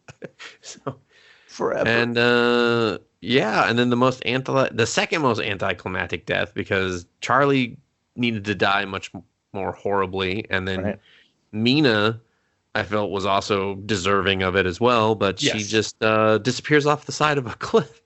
I kind of laughed, and I was like, I definitely laughed. I first thought they were going to do the hanging on the edge, dip off the cliff. And then the man's just standing there on the edge. He's kind of like almost shrugs. He's like, he's just like, sometimes it's one of them days, and then sometimes it's easy work, sometimes it's light work. Yeah, I was just kind of like, oh. He kind of like scratches his head. He checks his phone. He's like, I was like, why couldn't they find this cliff for Taylor? Like, they went and found the hard one with all the extra rocks. They had this easy death cliff where I was just like, oh my God. Maybe they got all a whiff of his butt and they just found it too irresistible to throw over. So you didn't get that full commitment from the team. It happens. And then out of curiosity, I had to just pause the movie at this point because I was like, that was really quick. It seems like there's more movie. And sure enough, there was still like 10 minutes of movie. And I was like, what the fuck? And then we see the man just doing some light home improvement. Yeah, he's like, all right, time to show Josh how you really clean up a bathroom. And he just removes all of his stuff. He finds the modem very easily. It's in the attic. Remember, I said umbrella, everybody. Everyone always go up. Go up. So one time in a horror movie, you should go up. We're looking for some sort of modem receiver. Go up. Look up. Everyone look up. There it is.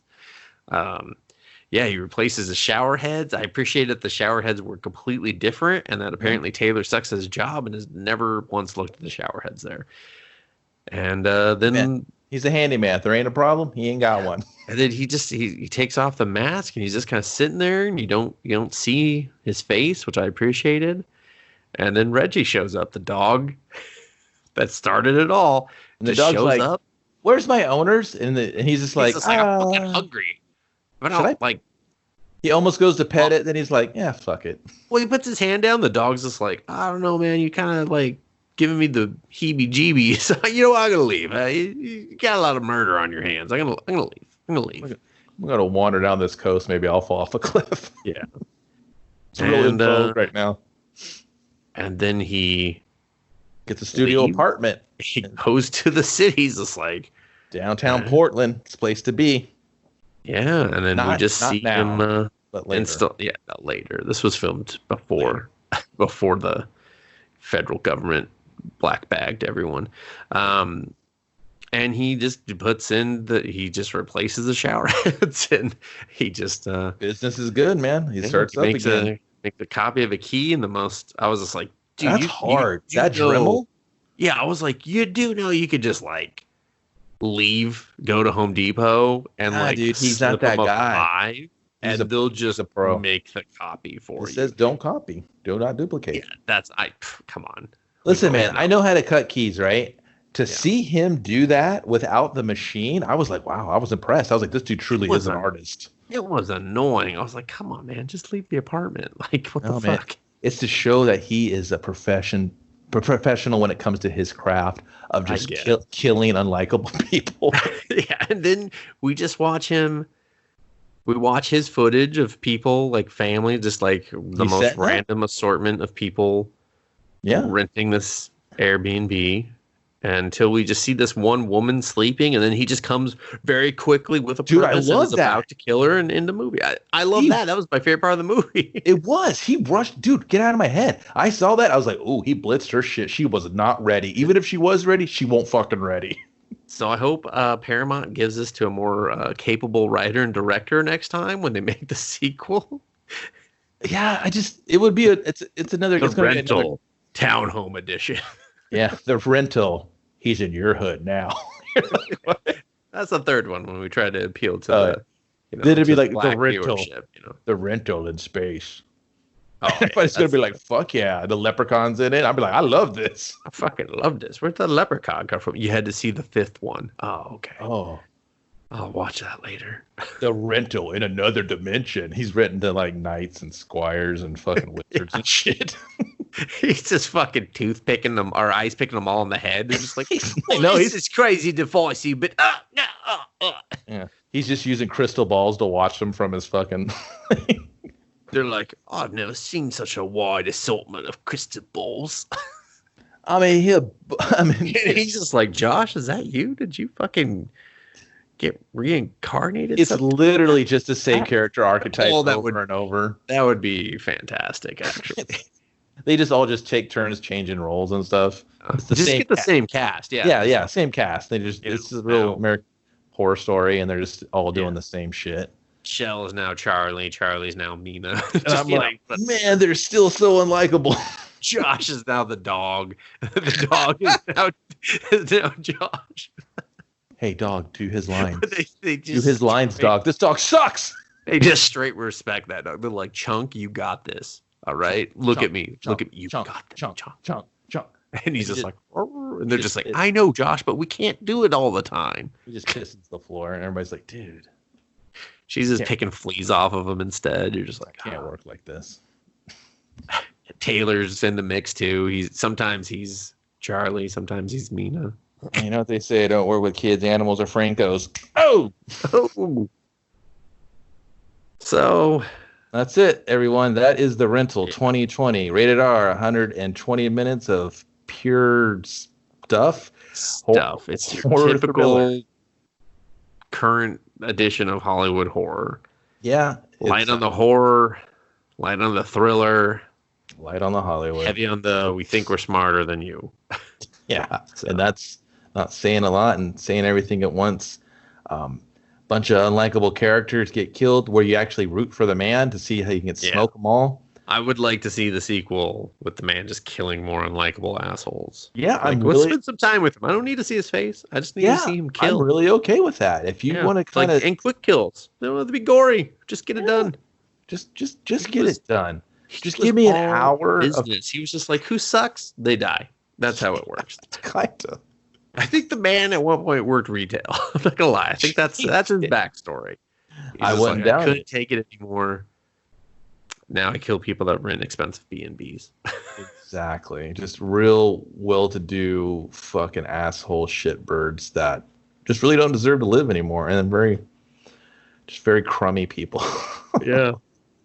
I mean, it's just such a boring. It was a really boring movie. Like the minute it started, I was like, oh god, see you in an hour when you do something. It's boring. It was stupid. It sucked. The Rental, Dustin, I can't recommend it. Can't recommend it at all. So I think we covered it for long enough. You don't need to watch it. You know, we gave you a fun sequel. We covered every butt cheek we could. So per usual. Yeah. Like I said, interesting set pieces. That's just kind of really grossly underused. Would have liked to seen something more. Real awkward, misplaced comedy, I think. Just Franco's like, I did a lot of comedy in my time. Let's sprinkle it in there. They're like, I mean, it's just it's kind of a big waste of your time. There's other movies you can try out there. The whole We Did So You Don't Have To kind of thing. Unless you're a big Alison Brie fan, I really don't know what else would be the draw, because I think she's the biggest name here. I guess, but I wouldn't call her a draw or. Well, she has her dude. She has her fans. She has a huge fan base. Probably already watched it. That's what I'm saying, dude. Like maybe you didn't know she was in it. You know, you're just kind of like, oh shit, she got another. No, I got her confused with the other one that looks like her. That was, I think, on Community as well. Nobody looks like her. she looked very generic in this movie. So better be cool, man. You're going to catch the. I'm just letting people know. Like, I didn't recognize her until I read the credits. I was like, oh, that was her. I was like, I did not even recognize her. I can recognize her the second she speaks from her voice. You were just like, let me see that dumper. Mm-hmm. I'll do some Molly in the hot tub with you. If I'm going to objectify her, it's going to be her knockers. Oh, sorry. Okay. Get it right. He's like, I'll show you how to motorboat. You motorboat him, and I'll be underneath you motorboating you. Blah, blah, blah, double motorboats. If that's not weird, I don't know what is. That'll do it for Us versus Movies, the rental edition. You can find more episodes on Buzzsprout, where we are hosted. We thank you for listening. Be sure to check us out on the Twitter, the Instagram. No, just tell your friends. Tell your friends. We'd appreciate it if you do that. You can leave comments on the YouTube. Yeah, we don't really, however you want to. However you get down. That's cool. We're good with that. So, thank you for listening, Kevin. A good evening to you. Take us away. Thank you.